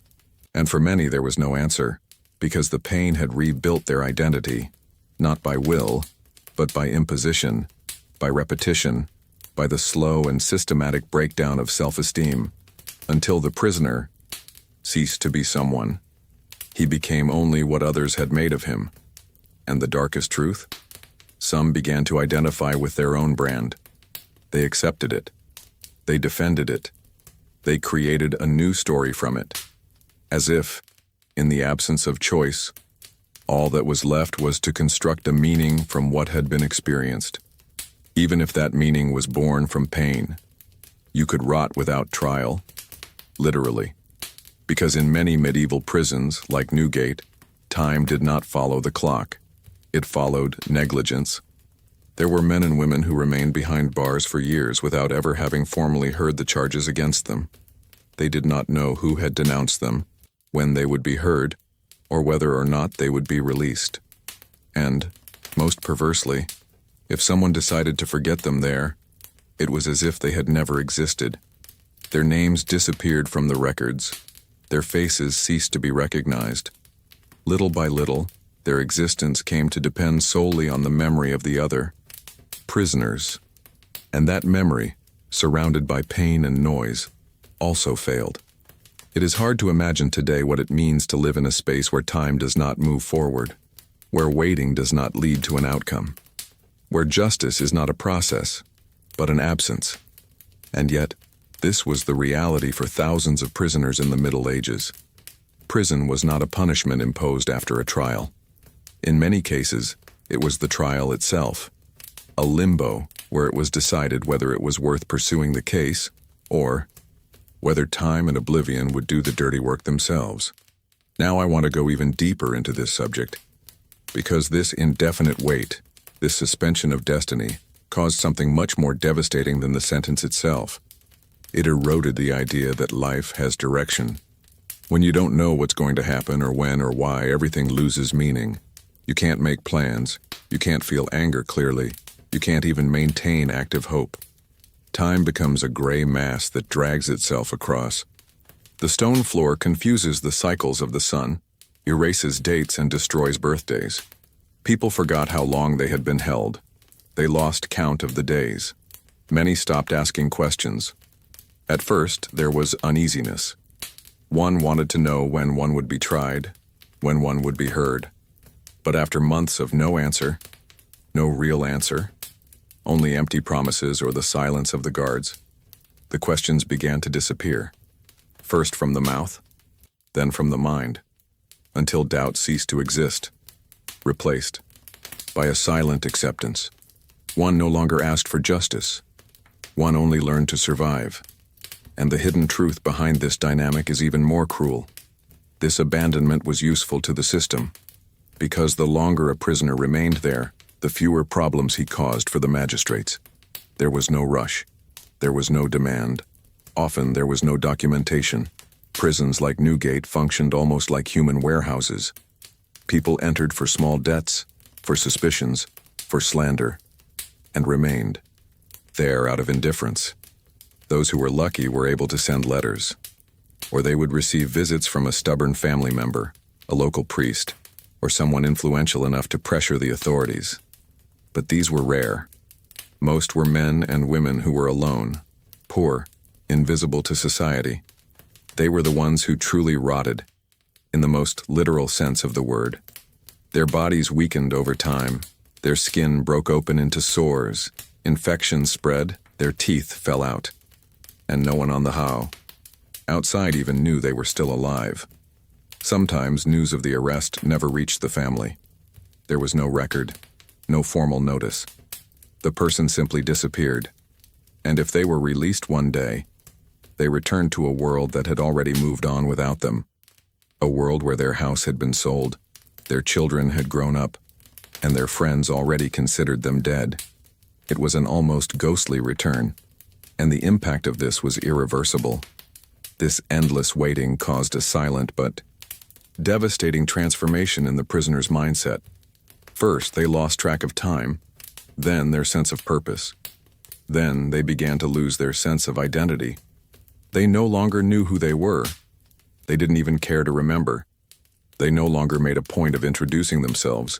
They no longer responded when called by name. The silence of justice created a void within each one of them, a void that was filled with pain, boredom, and delirium. And all this happened while the system pretended not to see. The judges knew, the jailers knew, the nobles knew, but there was no urgency, because after all, the prisoner was guarded, and if he died in the process, one less problem to solve. This cold, practical, bureaucratic logic fed a type of injustice that was crueler than direct punishment, because it was not declared. It just happened, and that made it even harder to combat. Behind the scenes of these prisons, what was seen was the complete failure of any idea of justice as a balance. Medieval justice, especially for the poor, was a currency that only circulated in the hands of those who could pay for it. The others were left on the margins, or rather, below the margins, in the literal and symbolic underground of society. And even among the prisoners, this weight created a division. Those who were still awaiting trial were often viewed with compassion, but also with distance, because the others knew that their frustration was greater. Those who had already been convicted at least had a foreseen end, a defined punishment. But the forgotten, the indefinite, lived in a kind of constant mental torture. They did not know whether they would be hanged or freed, and this doubt, repeated every day, undermined any inner strength. There are reports of prisoners who asked for a trial, not to be acquitted, but to receive the death sentence immediately, to end the wait, to transform their suffering into a concrete outcome. And this says a lot about the brutality of that system. When the only hope for peace is execution itself, it is because the world has completely turned upside down. Handcuffs, chains, and human cages. 3 words that, in any other context, would seem like cold objects. But inside a medieval prison like Newgate, each one became an extension of the punishment itself. They were not security devices.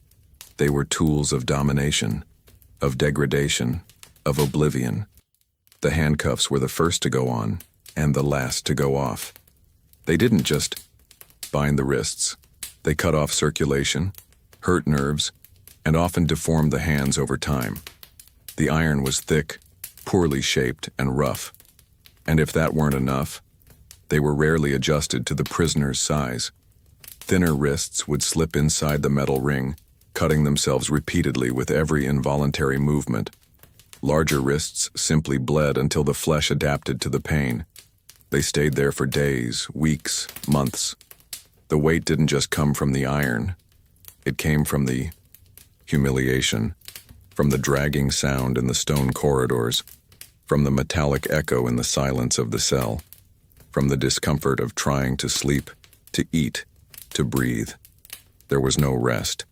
Their arms went numb. Their shoulders were dislocated. Some prisoners had their wrists so lacerated that, even after they were freed, they could never close their hands again. It was a punishment that began as restraint, but ended as a permanent scar. Now I want to go even deeper into this subject, because the chains brought another kind of torture. They tied ankles, pinned arms to the ceiling, connected people to each other, forcing synchronized movements, as if everyone were a living machine, a set of bodies that no longer had a choice. The prisoner could no longer walk freely. He dragged the weight of the iron as if he were dragging the burden of existing in that place. And with each step, the sound of the chain cracked as a reminder that he was no longer the owner of his own body. But the most perverse part was yet to come, the human cages. And when I say cage, I don't mean a cell. I mean tiny, cramped spaces where you couldn't lie down or stretch your legs. A cubicle made of stone and iron, with no air circulation or lighting. This was where prisoners considered insubordinate, or simply inconvenient, were thrown. As punishment, as a way of breaking any remaining resistance. The length of time they spent in these cages varied. 3 days, a week, sometimes a month. The forced position caused unbearable pain in the back, knees, and neck. The muscles went into spasms. Breathing became short, and the body, already weak, began to delirious. The mind, deprived of movement and light, sank into a kind of silent madness. Some screamed non-stop. Others remained mute. Others just cried softly as if trying to disappear from themselves. What few people understand, and here is the hidden truth, is that these punishments with iron and stone were not just physical. They reshaped the prisoner's mindset. It was a slow, painful training to accept submission as something natural. It was not enough to be imprisoned. One had to feel like property, like a thing, an object, someone who does not even have the right to move when he wants. When the freedom of the body is completely taken away, there is not much left. The spirit breaks with it. And there was a cruel detail. It was not uncommon for the chains to be intentionally left too long, causing constant tripping, or too short, forcing a humiliating hunched walk. The guards knew these strategies. They knew the psychological impact. They knew the symbolic weight. And they used it as a form of control, as a wordless punishment. Inside the prison, chained prisoners were a common sight. But they were not ignored. On the contrary, they were remembered, because each one who passed by wearing a set of ankle rings was also a warning, a silent message to the others.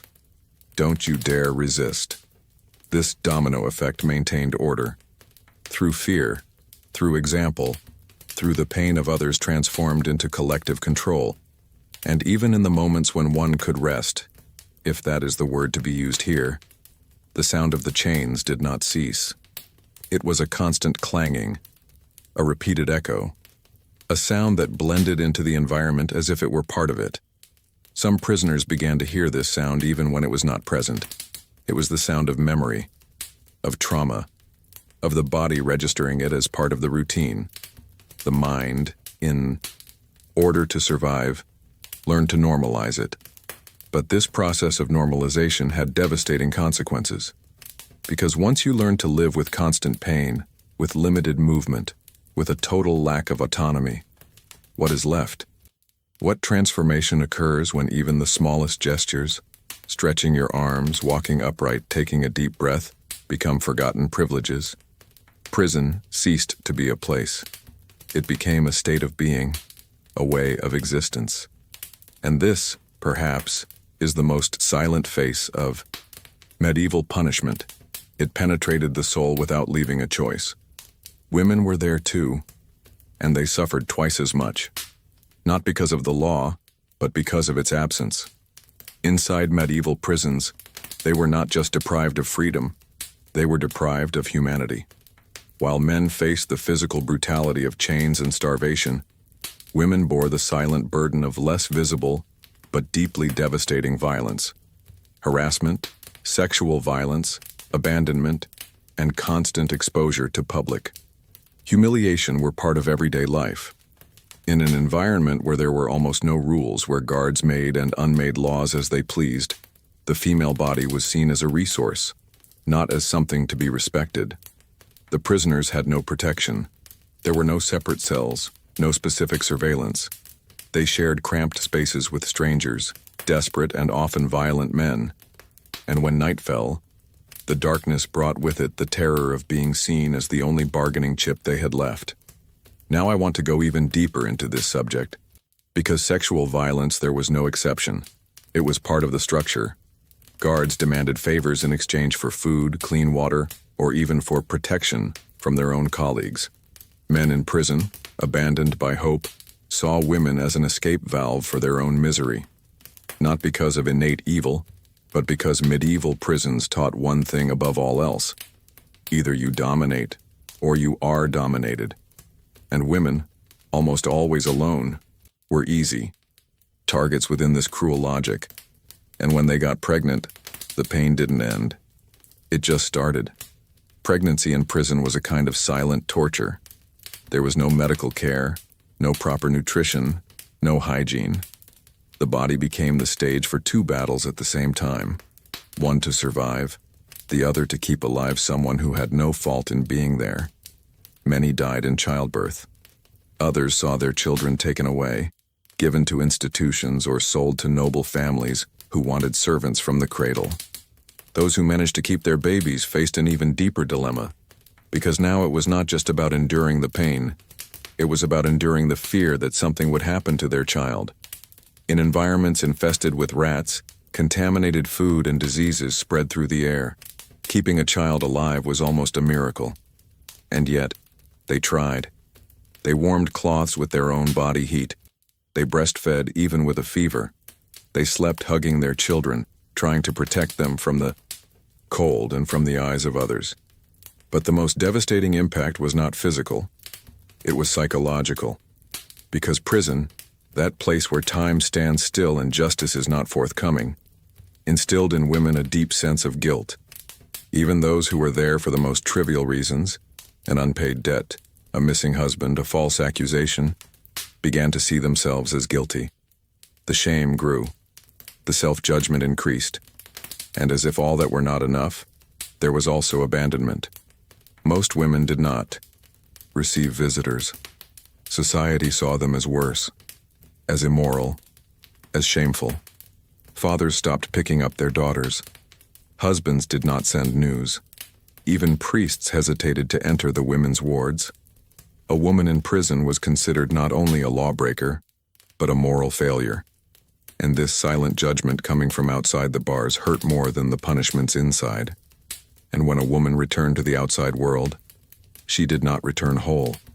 The marks on her body, yes, they were there, but the ones that hurt the most were invisible.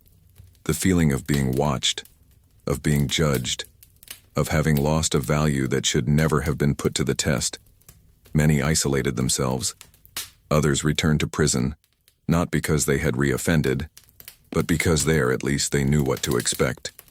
Outside bars, the moral violence was more disguised, but no less cruel. Some organized themselves. They created small circles of support. They took care of each other as best they could. They shared pieces of bread. They shared stories, fears, silences. They sang softly so as not to go crazy. They embroidered with what was left of the fabric, sewing identity into the margins of punishment. There, in the midst of dehumanization, flashes of resistance emerged. A look, a gesture, a care. Small, silent revolutions against oblivion. And it's important to say, many of these women were not criminals. They were simply women in the wrong place at the wrong time. Accused out of jealousy. Imprisoned for defying. A man. Convicted for not keeping quiet. Some could not even read. Others did not even understand why they were imprisoned. And this reveals a hidden truth that still resonates. When the structure is unequal, the punishment falls heaviest on the shoulders of those who have the least voice. And the impact of this spans centuries, because these stories are not in the past. They are repeated, in other forms, in other prisons, in other structures. The abandonment of the woman who speaks out. The judgment of the one who does not submit. Violence disguised as correction. It is all there, between the lines of history. And remembering this is not opening old wounds. It is refusing to let them happen again. Children? Yes, even they were imprisoned. And perhaps this is one of the hardest aspects to accept, because childhood for us today is almost sacred territory. But in 1290 London, inside Newgate Prison, childhood was not protected. There was no such separation between the world of children and the world of adults when it came to punishment. Poverty, abandonment, or a simple error of judgment could lead a child straight to the same fate as the most dangerous criminals. It wasn't necessary to commit a violent crime. All it took was being in the wrong place, being an orphan, stealing a loaf of bread, crossing a guard's path unwillingly, or often, simply being the son of someone already convicted. Some children didn't get in through their own guilt, but through inheritance. The mother was arrested and the son was taken with her. A baby in a cell with 20 men. An 8-year-old boy next to murderers, thieves, rapists. The logic was simple and cruel. If he's here, he has to endure it. Now I want to go even deeper into this subject. The structure of prisons did not provide space for children. There were no separate cells. There were no appropriate beds. There was no special food. Children were treated as lesser bodies, but with the same burden of neglect, filth, and violence that adults received. Many did not even know why they were there. And over time, they stopped asking questions. They learned that there was no answer. That silence was safer than doubt. But children's bodies were not made to withstand that. Their immunity was fragile. The cold penetrated deeper. Their stomachs could not handle the same spoiled porridge. Their eyes went out sooner. The infant mortality rate in prisons was so high that some registrars did not even bother to write down their names. They were just one more. Another little soul that prison had absorbed, and even those who survived physically did not leave the same way they had entered. The emotional impact was devastating. The child stopped playing, stopped laughing, stopped asking questions. The features on their faces hardened. Their gaze became dull. And without realizing it, They began to repeat the same gestures as the adults around them, spitting on the floor, praying in whispers, sleeping curled up with their hands protecting their stomach. Innocence was exchanged for survival instinct. And the most disturbing thing is that often these children were not seen as victims. Society saw them as future threats, as mistakes that had already started wrong. There was no compassion. There was judgment. And the system only reinforced this belief, treating them with the same harshness, the same coldness, the same lack of care. They were small souls already marked to carry the guilt of others. But there were moments, rare, almost imperceptible, when a gesture would break this cycle. An older prisoner who shared a piece of bread, a woman who stroked a girl's hair, a guard who, for once in his life, left the door ajar to let in a little more sunlight. These moments didn't save him, but they showed that even there, at the bottom of the pit, there were still glimmers of humanity trying to resist. And make no mistake, the presence of children changed the dynamics of the prison. Some adults became more protective, others more aggressive, as if their childhood weakness awakened in them a need to dominate. It was an unstable field, an emotional war, a mirror that reflected the worst and the best at the same time. The child was both a victim and a catalyst for deep reactions, and as a result often ended up isolated. And when a child cried at night, the sound cut like a knife. Because in that environment of screams, coughs, and prayers, a child's cry had a different frequency. It was higher pitched, purer, harder to ignore, and no matter how hard some tried to get used to it, it always left a mark. Because it reminded everyone there that prison was not just a punishment. It was a mistake that kept happening again, a mistake that swallowed up lives before they even had a chance to begin. There are reports of girls who menstruated for the first time inside their cells, with no mother nearby, without information, scared, thinking they were dying, and the guards laughed. The other prisoners ignored them, and so the early pain was cemented. The trauma of growing up in a place where vulnerability was seen as weakness, where blood, even the most innocent, had no value. Some boys, on the other hand, tried to fit in. They behaved violently. They fought over food. They shouted curses. They tried to appear bigger than they were. But inside, they were broken. They were trying to survive in a reality that demanded too much maturity. The cold nights, the rat bites, the dirty water, the slaps from the guards, all of this shaped their psyches irreversibly. And when these children were released, because some eventually did, the outside world no longer recognized them as children. They were seen as the children of the prison. They carried the stigma, the shame, the distrust. The marginalization continued, now disguised as silence. Many returned, not because they wanted to, but because they no longer knew how to live outside that environment. The cell had become their home. The suffering, routine, prison, destiny. And that's why talking about it is so important. Because understanding this behind the scenes, this neglected detail of history, shows us how decisions made centuries ago still echo today. The impact of a stolen childhood doesn't end when the gates open. It continues. In gestures, in silences, in absences. It spans generations. The punishments were public. The intention was not just to punish those who had committed a crime. It was to create a spectacle, a direct, visual, and unforgettable message to all who watched. See what happens to those who stray. And this message was not whispered. It was shouted before the entire city, with the brutality that only human suffering can carry. The square was the stage, the people, the audience, and the condemned, a living lesson. The idea was simple. If fear entered people's hearts before temptation, then the system would work. The problem is that fear, when used in this way, does not educate. It paralyzes, it dehumanizes, and it creates not a just society, but a silenced society. What happened in these public punishments was a kind of symbolic control, where the pain of one served as an invisible tether to the bodies of many. Now I want to go even deeper into this subject. Imagine the sound of a drum announcing that a prisoner would be taken to the square.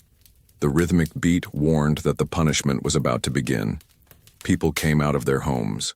Children climbed onto carts to get a better look. Merchants closed their stalls for a few minutes, and there were even those who took their children to watch, as if they were going to a practical lesson on morality and consequences. There was no ceremony. It was raw. It was naked. It was the body exposed for everyone to judge. The methods varied: floggings, pillorying, mutilations, and even summary executions. But what all these rituals had in common was the intention of etching into the collective memory the image of what happens to those who dare to defy order. And to that end, every detail was carefully thought out. The place chosen for the punishment was always busy. The time of day was usually the busiest. The words shouted by the executioners were theatrical. Nothing was casual. It was a performance with purpose. The lashings, for example, were administered with such violence that it was not uncommon for the prisoner to faint before the last blow. His back would be a living mass of raw flesh, sometimes with exposed bones. And yet the spectacle continued. The executioner, noticing the fainting, would pour cold water on him, poke his body with the handle of the whip, and then pick up where he left off. The crowd swung between horror and ecstasy. Some covered their eyes. Others smiled. This contrast was part of the experience. More than punishment, it was entertainment disguised as a moral lesson. And that is the most disturbing part. Because it normalizes pain. It turns violence into a habit. It creates a sense of justice based on public humiliation, not reparation. Mistakes cease to be opportunities for transformation and become mere fuel for the spectacle. There was no room for understanding, only for punishment. And the cruelest part is that the convicted person was not always guilty. Often, all it took was an unfounded accusation, a pressured witness, a bad-tempered judge. And there you were, with your hands tied, being kicked by children and spat on by neighbors. An entire reputation destroyed in minutes, an entire history erased by a performance. And after that, nothing was ever the same again. Even if he survived, the label stuck to his skin. People whispered as they passed. Doors no longer opened. Eyes avoided contact. The shame was eternal. It was a punishment that continued on the outside, in the most subtle gestures. In silence, the punishment continued. This system also served as an indirect warning. Power is watching. No one is above it. And to reinforce this, symbolic examples were sometimes chosen. Someone dear to the community, an influential businessman, a teacher. The fall of these figures produced an even more profound effect, a collective shock, the certainty that if not even they were safe, much less the others. And yet not all punishments involved physical violence. Some were psychological.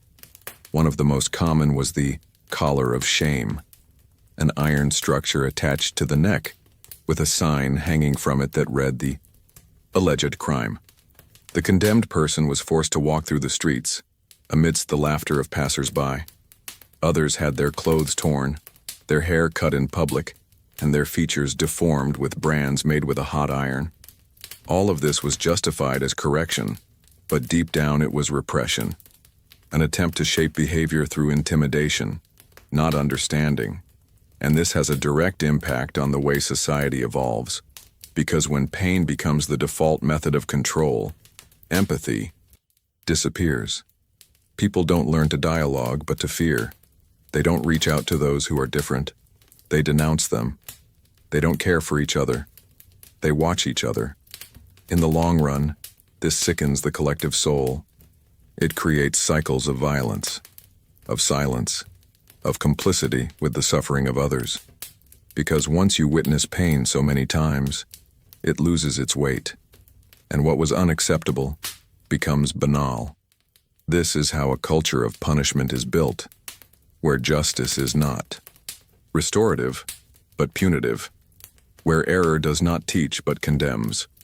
And perhaps the most perverse thing of all is to think of the children watching, growing up with this worldview, learning that the downfall of others is a form of relief, that laughing at the pain of others is safer than showing solidarity, that violence is a valid language for dealing with conflict, and so the cycle continues. The church sometimes intervened, but not always, and this is perhaps one of the most delicate layers of this story.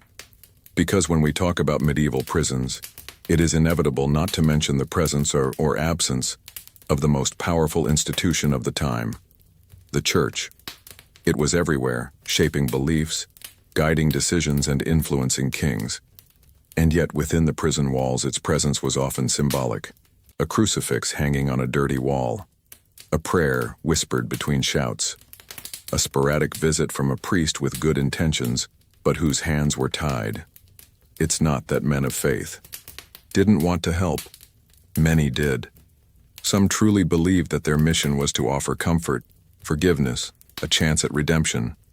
But the hidden truth is that the power of the church, however great it was outside its walls, ran into very firm limits when it came to the brutality of the prison system.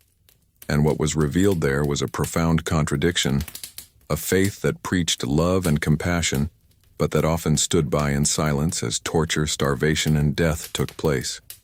Now I want to go even deeper into this subject, because the role of the church within the prison was not uniform. It varied from place to place, from century to century, from priest to priest. In some cities, religious figures were seen as allies of justice, those who legitimized sentences, who prayed for the condemned before public executions, who sealed the punishment with blessings. In others, there were sincere attempts at intervention. Priests who brought bread, water, or simply a moment to listen, who wrote letters trying to speed up forgotten trials, who faced guards and bureaucrats to guarantee a minimum of dignity. But it was an unequal battle. The system did not want eyes that would judge violence. It did not want witnesses who would question the established order. And often, priests were treated with suspicion. They were watched. They had limited access. When they insisted too much, they were removed. When they defied the logic of exemplary punishment, they were seen as traitors to justice. And so the church, with all its symbolic power, ended up playing a timid, almost decorative role. Some religious people preferred to keep their distance. They claimed that the prisoners were lost souls, hopeless cases. Others saw an opportunity for conversion and repentance, but always under the guise of guilt. It was common for prisoners to be forced to confess their sins before being flogged or executed, as if physical pain needed to be accompanied by spiritual pain. Suffering was not just a consequence of the crime. It was a necessary step toward salvation. And this reveals something deeper. The mentality of the time saw punishment as a divine tool. Punishment was not just a civil act, but an expression of God's will. Suffering was a path to redemption. And in this scenario, many priests did not see suffering as something to be avoided, but rather something to be guided through. They were the conductors of pain, the mediators between the punished body and a soul that supposedly needed to be purified. But inside the cell, this logic took on darker contours, because hunger did not seem to purify. The fever, the rats, the abandonment, none of these things led to spiritual peace. What the prisoners wanted was survival, not absolution. They wanted to be listened to, not sermons. They wanted justice, not promises of forgiveness. And many saw the priest as just another face that passed by, made the sign of the cross, and went on his way. Still, there were exceptions. Men who left the comfort of their parishes and spent entire nights in the darkest wings of the prisons, who wrote down names and stories and took pleas for help to the bishopric, who buried the bodies forgotten in the execution yard with their own hands, who knelt beside a delirious prisoner, holding his hand until his last breath. But they were few, and most of the time, they were alone in this mission. The structure did not support them. Civil justice tolerated them out of politeness, and the institutional church, concerned with its influence and prestige, rarely took a firm stance against the abuses of the prison system. It was more convenient to maintain an image of neutrality. That faith had nothing to do with the chains, the screams, the mold. But it did. It always did. Because omission also builds walls. There is a powerful symbolism in all this. Because the medieval prison was not just a physical space of confinement. It was also a reflection of what society believed about error, guilt, and redemption. And the church, as the main moral guide of the time, could not be absent from this equation. When it failed to protect, to denounce, to transform, it collaborated, even unintentionally, with the cycle of pain. And this cycle continues. In other prisons, in other forms of exclusion, in other absences of care. How often today do institutions that should offer spiritual comfort remain silent in the face of violence? How often is faith used as a justification to punish, to exclude, to ignore? History reminds us that true spirituality requires presence. It requires courage. It requires choice. Now tell me honestly, if you were running a high fever, delirious with pain, covered in sores, where would you go for help? The answer seems obvious today. A hospital, a doctor, some kind of minimally structured care.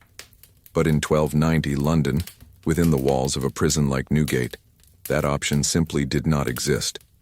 Or rather, it existed only in the imagination. Because the doctors who entered that dark space, if they entered at all, were as lost as the prisoners themselves. Medieval medicine was a mix of superstition, empirical attempts, traditions inherited from antiquity, and a good dose of mysticism. And inside the prison, it was even more fragile. Real doctors, those who studied with monks, read manuscripts, or attended rudimentary universities, almost never ventured into the prison wards. At most, they sent an apprentice, or someone trained only, to observe without necessarily treating. And what these apprentices did was based on methods that, today, sound more like rituals of despair than science. Now I want to go even deeper into this subject. Bloodletting was the most common procedure. The idea was simple, though deeply flawed. It was believed that the human body operated on 4 fluids: blood, phlegm, black bile, and yellow bile. If any of these were in excess, the body would become ill. And of course, blood was always considered the most likely culprit. So the prisoner's arm, wrist, or leg would be cut off to expel the disease. The problem? In an environment rife with infectious diseases, with no hygiene or sterile instruments, this simple cut often led to death. And when bloodletting didn't work, treatments became even more symbolic. Some doctors wore amulets. Others placed live frogs on wounds, believing the animals would absorb the poison. Some prescribed charcoal mixed with sour wine, or pieces of paper with biblical passages tied to the body. Every gesture, every word, every choice was yet another reflection of the desperate attempt to find logic in a world that seemed ruled by chaos. A prisoner who fell ill was often left to die. Even his cellmates would stay away, out of fear, disgust, or pure self-preservation. The guards, they ignored him. And the doctors? When they realized there was nothing they could do, they recommended prayer, or fasting, or silence. Illness was seen as divine punishment, sign that the soul needed to be purified. Suffering was, once again, treated as fate, not as something to be avoided. And the hidden truth behind all this is that, for many, dying in there was liberation. The body couldn't take it. The mind had already collapsed. Loneliness, hunger, constant fear all contributed to the physical collapse. The body got sick because it was the only way to stop. And when the fever came, when the tremors began, when the prisoner curled up in the corner of the cell, asking for help, the only answer came in the form of prayer. Some priests tried to help. They anointed the patient. They recited psalms. They offered a sip of sacred wine, believing that the spirit would calm down. But the pain in the body was louder, more urgent, and no prayer could replace the medicine that did not exist. What we saw there was a portrait of a society in which medical knowledge was still in the shadows, in which human life was not a priority, in which healing was rare and, hope, a luxury. The instruments used by the doctors were also frightening. Rusty tweezers, dull blades, iron spoons to pull out rotten teeth, hooks to lift wounds and apply substances that stung more than they helped. There was no anesthesia. The prisoner was restrained by force. Screaming was part of the process. And if he survived the surgery, he still had to face infection, almost always fatal. Sick women suffered even more.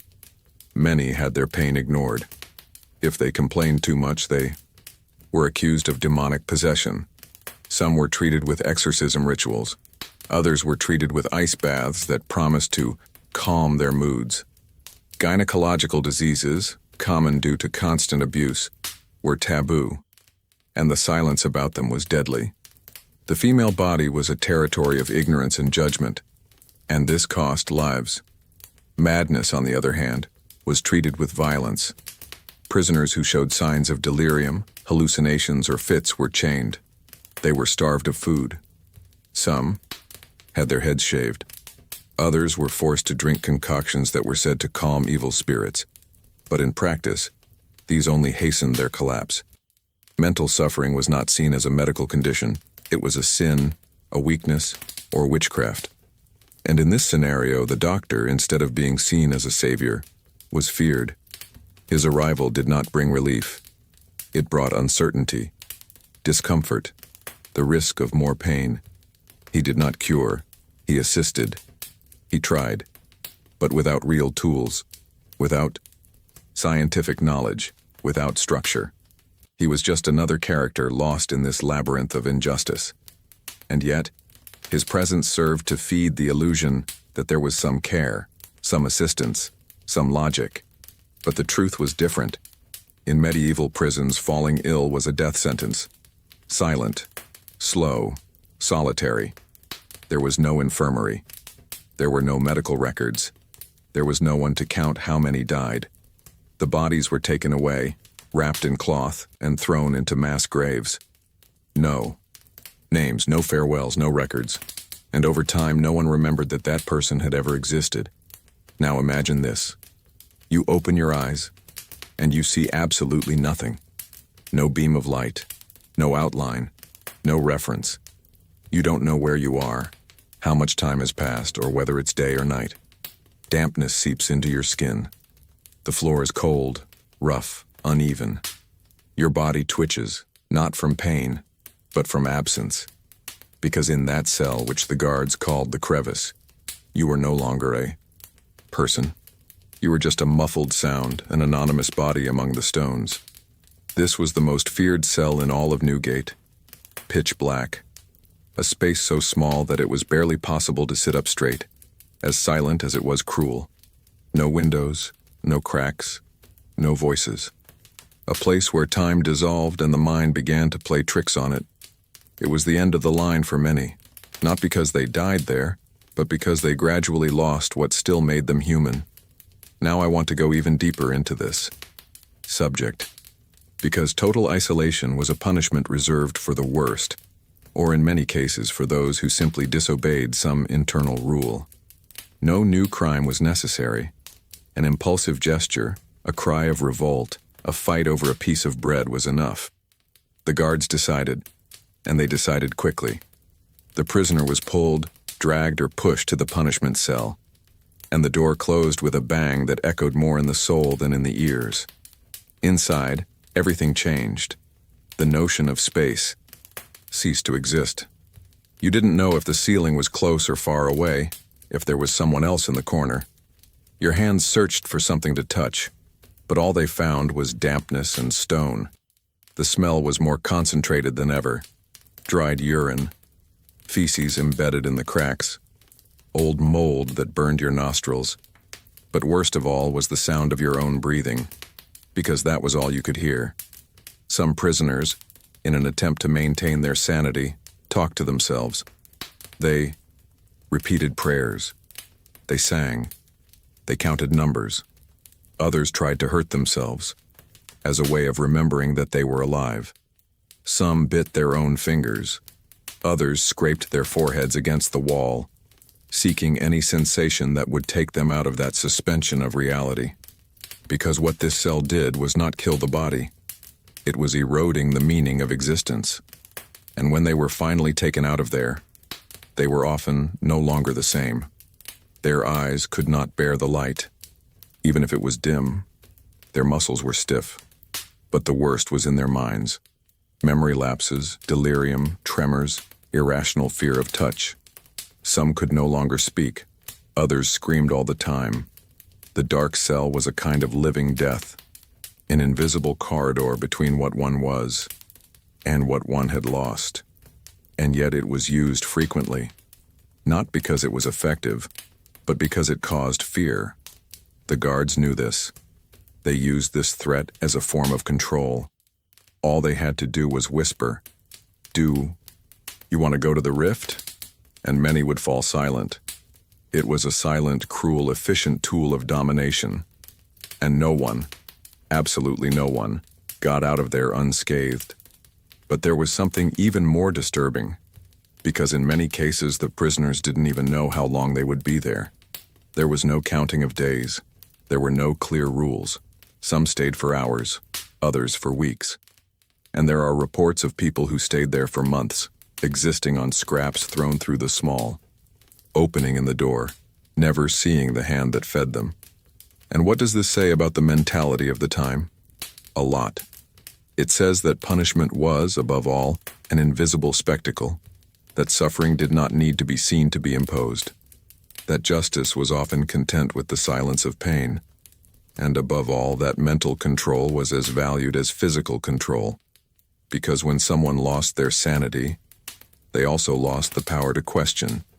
There are records of poets, monks, and even nobles who passed through this cell.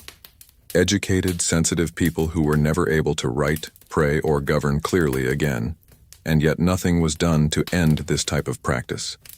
Because the logic was simple: if you were there, you deserved it. And if you went mad, it was further proof of your guilt. But let's think together. How many times, even today, do we see people being thrown into the dark, not physically, but socially? People excluded, ignored, silenced. People who scream and no one listens. People who are locked away from dialogue, care, empathy. The mechanism is the same. And so, revisiting this cell from the Middle Ages is more than a historical exercise.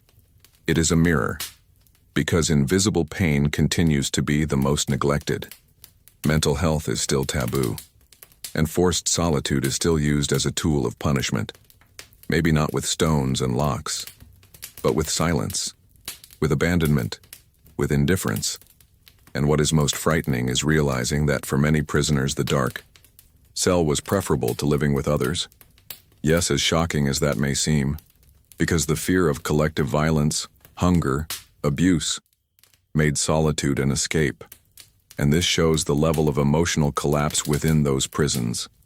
A place where the minimum of humanity was exchanged for anything that resembled peace.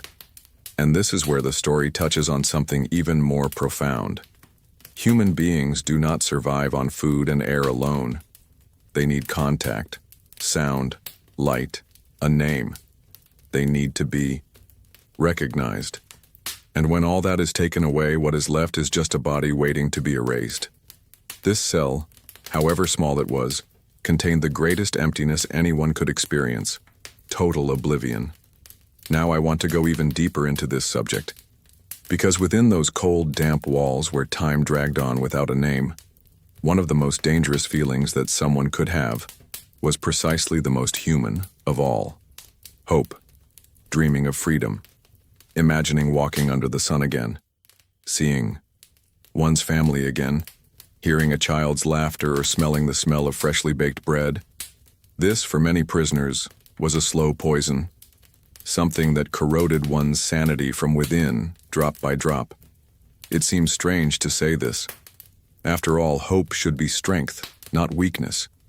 But there, in that underground world of pain and oblivion, the simple act of dreaming could be an additional sentence.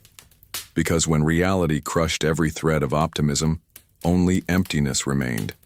Denser, darker, more paralyzing. It was an emotional abyss, a kind of suffering that left no visible scars but tore at the spirit. Prisoners who kept their minds focused on the future, for the most part, collapsed faster. There was a pattern. They counted the days more precisely. They tried to remember dates, names, promises made outside. They recited in their minds what they would say to the judge, how they would get their lives back. They believed that all of this was temporary. But as time passed and no news arrived, no release occurred, no visitors came, what had been faith turned to despair, and what had been motivation turned to collapse. Many begged to know when they would be judged. Others cried in silence. And there were those who stopped eating, as if giving up on the wait. Dreaming in that place was like opening an imaginary door, and seeing that on the other side, there was only more wall. It was a trap of the mind, and the higher the expectation, the more painful the fall. There were prisoners, however, who learned to protect themselves, not through force but through emotional survival. They pretended not to miss someone. They avoided talking about the outside world. They refused to remember. They built mental walls stronger than those made of stone, and they told themselves every day, "Don't expect anything." It was the way they found to preserve a minimum of lucidity, because paradoxically, forgetting the world was the only way to keep from going crazy with longing for it. This brings us to a powerful revelation. Freedom does not begin when we leave prison. It begins or ends inside the mind. And this was the most invisible cell that many prisoners inhabited. Even those who left physically free took with them the emotional prison, the fear of believing again, the feeling that freedom was unstable, fragile, threatening. Many could no longer dream even after being freed, because they had learned, through pain, that dreams can hurt more than reality. The hidden truth is that the system was built not just to punish, but to shape the mind, to break desire, to dim the shine in the eyes. And the scariest thing was to realize that, in certain cases, this mechanism worked perfectly. It turned hopeful men into shadows, brave women into silences, young people into specters who wandered aimlessly, even when the gates opened. Inside these prisons, there was a kind of invisible hierarchy. Those who maintained hope were seen as weak, vulnerable, easy targets. Those who became skeptical, cold, even cruel, those survived longer. And it is painful to understand this, because it shows how the environment shaped character not by ethics, but by necessity, by pain, by the repetition of suffering. Dreaming required strength, but it also required the courage to deal with what came next. And not everyone had that energy. After all, how can you keep a flame burning in the midst of darkness, mold, screams, and abandonment? How can you believe that there is a tomorrow when even today is unbearable? How can you trust a system that put you there because of a debt, an accusation without proof, a misinterpreted word? There was a prisoner, according to reports from the time, who said every day, "I'm going to get out of here before the next winter." He repeated it like a mantra, and when winter came and he was still there, he stopped talking, not out of anger, but because something inside him broke. He was found days later, in absolute silence, sitting in a corner. He breathed, ate, slept, but he didn't say anything else. Never again. And that's the point. We're not just talking about bodies. We're talking about souls that have been shattered by time, by indifference, by a lack of perspective. And perhaps what we can learn most from all this is to realize the impact that the absence of hope has on any human being. Because without it, even the strongest crumble. Today, even though the world is different, this logic continues in many places.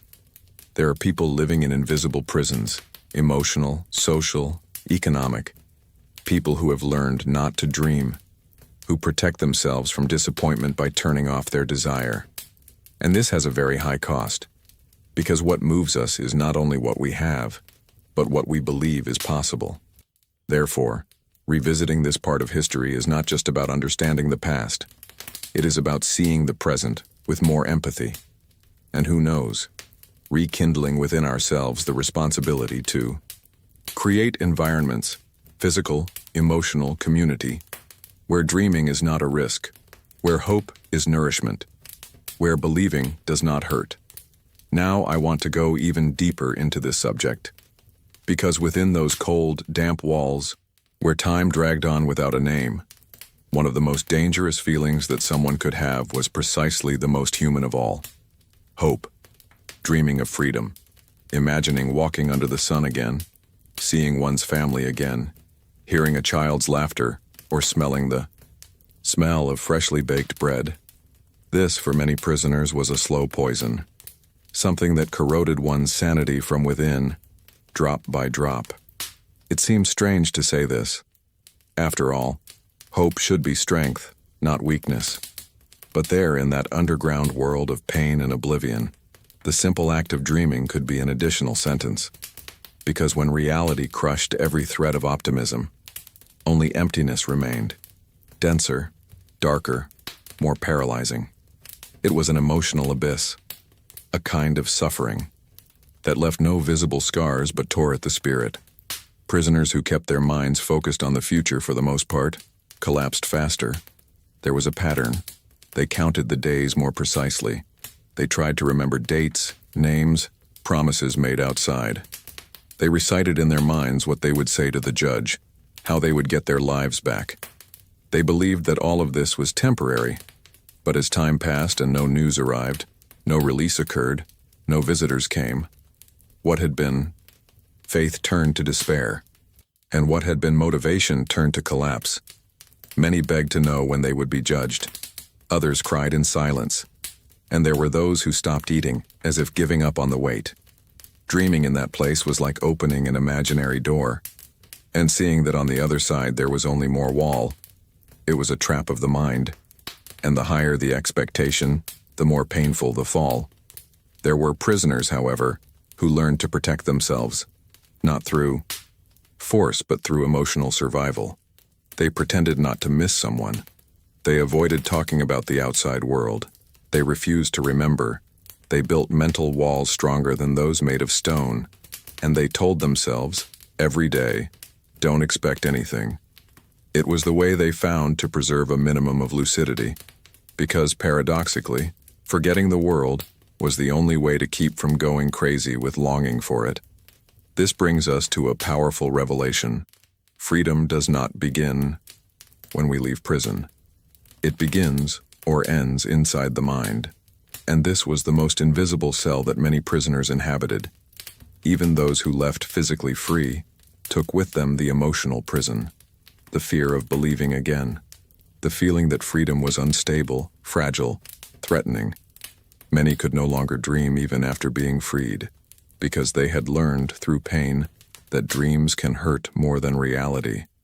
The hidden truth is that the system was built not just to punish, but to shape the mind, to break desire, to dim the shine in the eyes. And the scariest thing was to realize that in certain cases, this mechanism worked perfectly. It turned hopeful men into shadows, brave women into silences, young people into specters who wandered aimlessly, even when the gates opened. Inside these prisons, there was a kind of invisible hierarchy. Those who maintained hope were seen as weak, vulnerable, easy targets. Those who became skeptical, cold, even cruel, those survived longer, and it is painful to understand this, because it shows how the environment shaped character not by ethics but by necessity, by pain, by the repetition of suffering. Dreaming required strength, but it also required the courage to deal with what came next. And not everyone had that energy. After all, how can you keep a flame burning in the midst of darkness, mold, screams, and abandonment? How can you believe that there is a tomorrow when even today is unbearable? How can you trust a system that put you there because of a debt, an accusation without proof, a misinterpreted word? There was a prisoner, according to reports from the time, who said every day, "I'm going to get out of here before the next winter." He repeated it like a mantra. And when winter came and he was still there, he stopped talking, not out of anger, but because something inside him broke. He was found days later in absolute silence, sitting in a corner. He breathed, ate, slept, but he didn't say anything else. Never again. And that's the point. We're not just talking about bodies. We're talking about souls that have been shattered by time, by indifference, by a lack of perspective. And perhaps what we can learn most from all this is to realize the impact that the absence of hope has on any human being. Because without it, even the strongest crumble. Today, even though the world is different, this logic continues in many places. There are people living in invisible prisons, emotional, social, economic. People who have learned not to dream, who protect themselves from disappointment by turning off their desire. And this has a very high cost, because what moves us is not only what we have, but what we believe is possible. Therefore, revisiting this part of history is not just about understanding the past. It is about seeing the present with more empathy. And who knows, rekindling within ourselves the responsibility to create environments, physical, emotional, community, where dreaming is not a risk, where hope is nourishment, where believing does not hurt, because even surrounded by high walls, heavy chains, and corrupt guards, there were always those who insisted on dreaming of a way out, to escape, to break the cycle of pain. This idea, however remote it might be, lit a spark in certain prisoners. And although almost everyone knew that the chances were slim, there were those who tried, sometimes out of desperation, other times out of instinct, and on rare occasions out of pure strategy.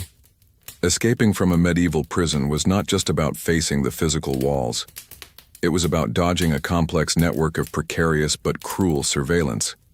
It was about escaping the watchful eyes of prisoners who would inform on you in exchange for crumbs. It was about surviving the weakness of your body, which was already weakened by hunger, disease, and the lack of light and air. It was about resisting the cold of the early morning, the dogs running loose, the echo of your own footsteps in a city that knew no compassion. Few succeeded, and those who didn't always last. Being captured after an escape attempt was practically signing one's own conviction, even if the previous arrest wasn't an official sentence. Because in the eyes of the authorities, those who fled weren't just escaping, they were defying. And there was no forgiveness for defiance. The punishments for fugitives were less about justice and more about setting an example. They were flogged in public squares, tied to posts in front of the crowd. Their bodies became a spectacle, their pain, a warning, the sound of their screams, a tool of control, and the looks of the population, somewhere between fear and relief that they were not there, reinforced the silent message that the system wanted to convey. Don't try to leave. Executions were also part of this macabre theater. In some cases, fugitives were hanged in front of the prison from which they tried to escape. Others were exposed in iron cages, suspended from high posts, left there until they rotted. Time transformed their bodies into skeletons, and the skeletons into legends, all to remind everyone, at all times, that freedom was too dangerous to dream of.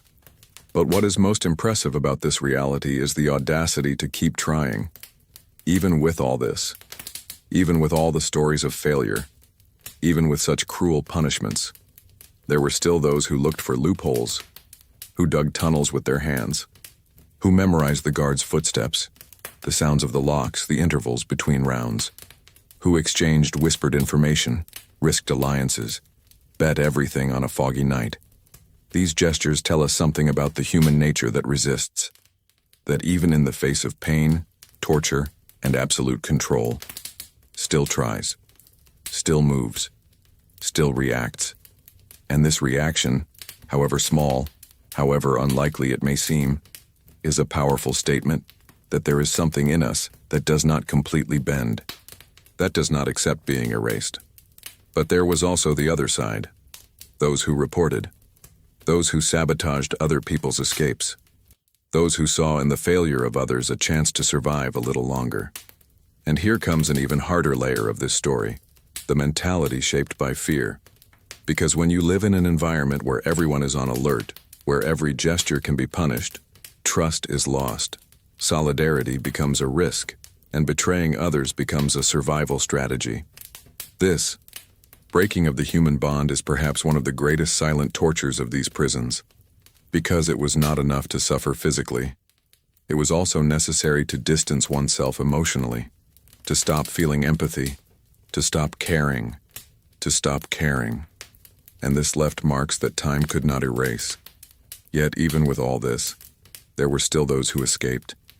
And each escape, successful or not, left a trail, a small crack in the structure, a whisper of possibility, a memory for the other. Prisoners who might never try, but who would look at the walls with a minimum dose of doubt. What if? This is where the most profound revelation comes in. The medieval prison system was not just a space of containment. It was a space of mental and symbolic control. Escape was not just a physical act. It was an act of ideological insubordination, a break in the cycle of domination. That is why it was punished so brutally, because it threatened not only the security of the prison, but the very functioning of the logic of power. And it is at this point that we need to ask ourselves, what did freedom really mean to those who lived in prison? Was it simply leaving? Was it living? Or was it, in some way, not letting oneself be killed inside? Every escape attempt was, deep down, an attempt to keep one's identity alive, to remember who one was before all that, to rescue a memory of one's own name, of one's own worth. Because the medieval prison, more than punishing the body, had the mission of erasing the subject, reducing him to the condition of nothing, a number, a problem, a burden.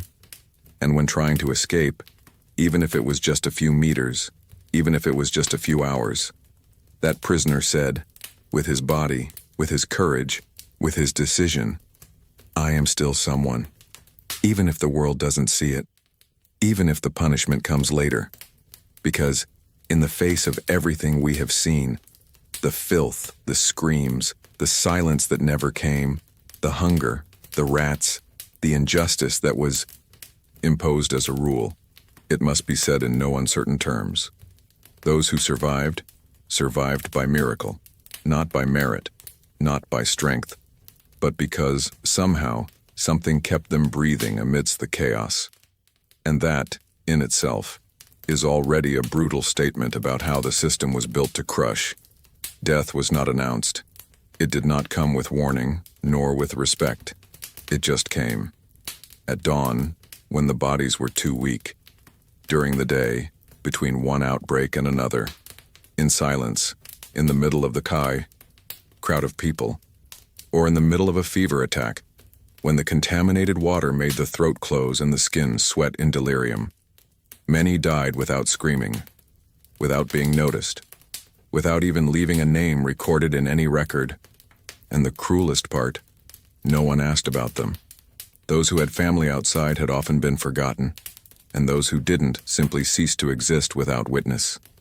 Death in there was banal, routine, part of how things worked. The guards themselves got used to the bodies. Sometimes they waited hours to remove a corpse. Sometimes not even that.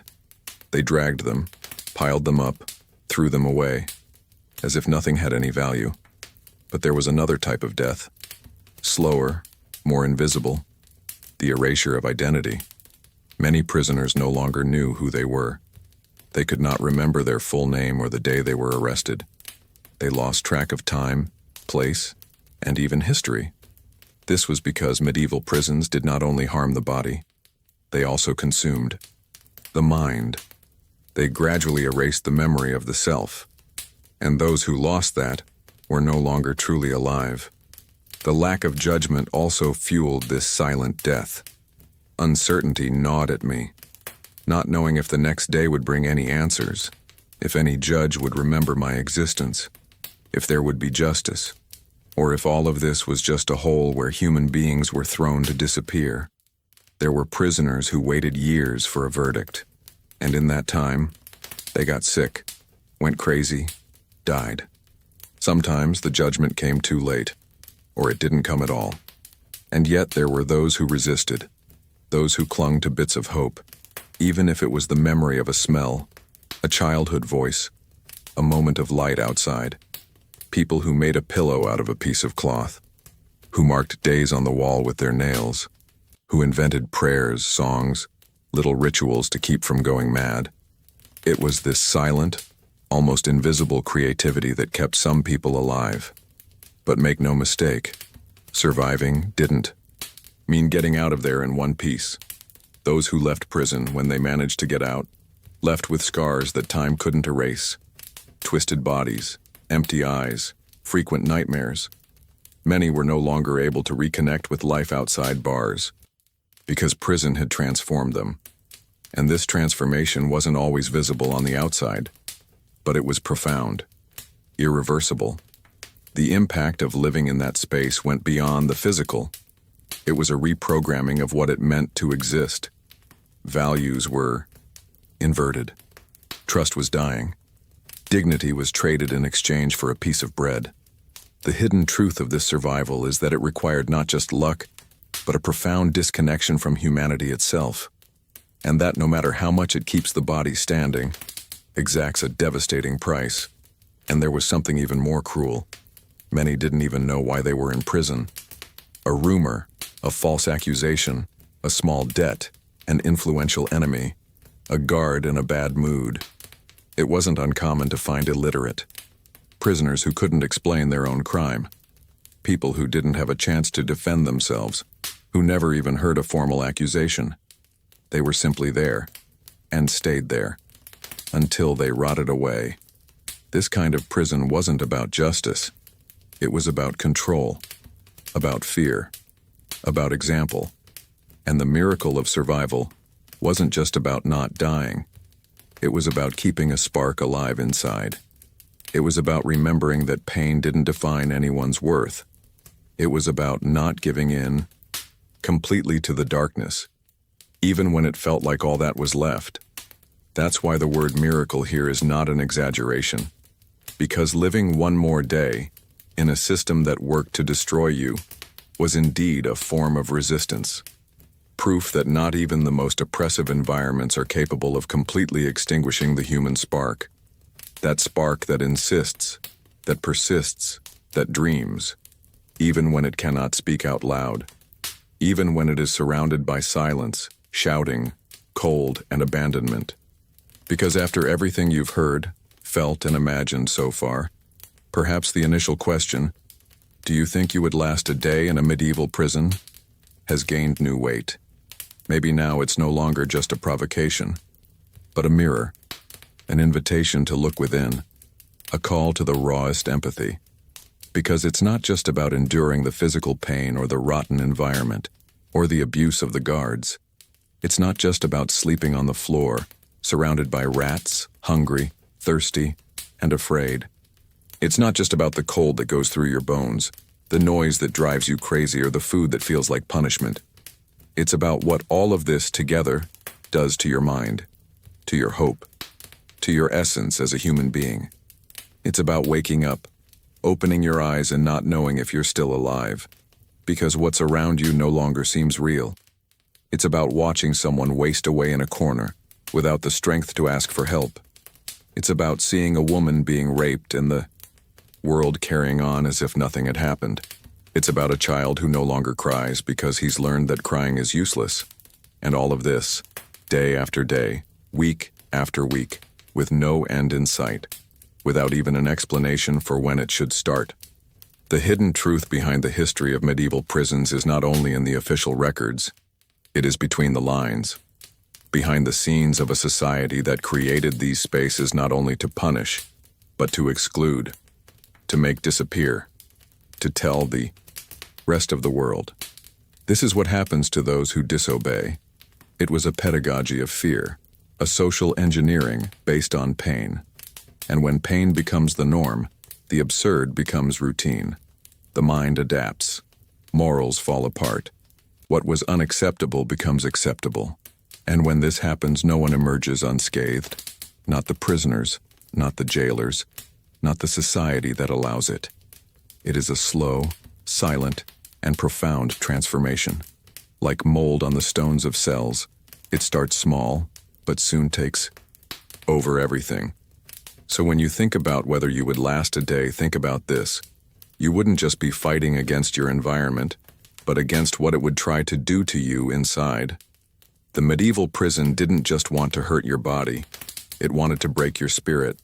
It wanted to convince you that you were no longer human, that you had no value, that you deserved to be there, even if you hadn't done anything.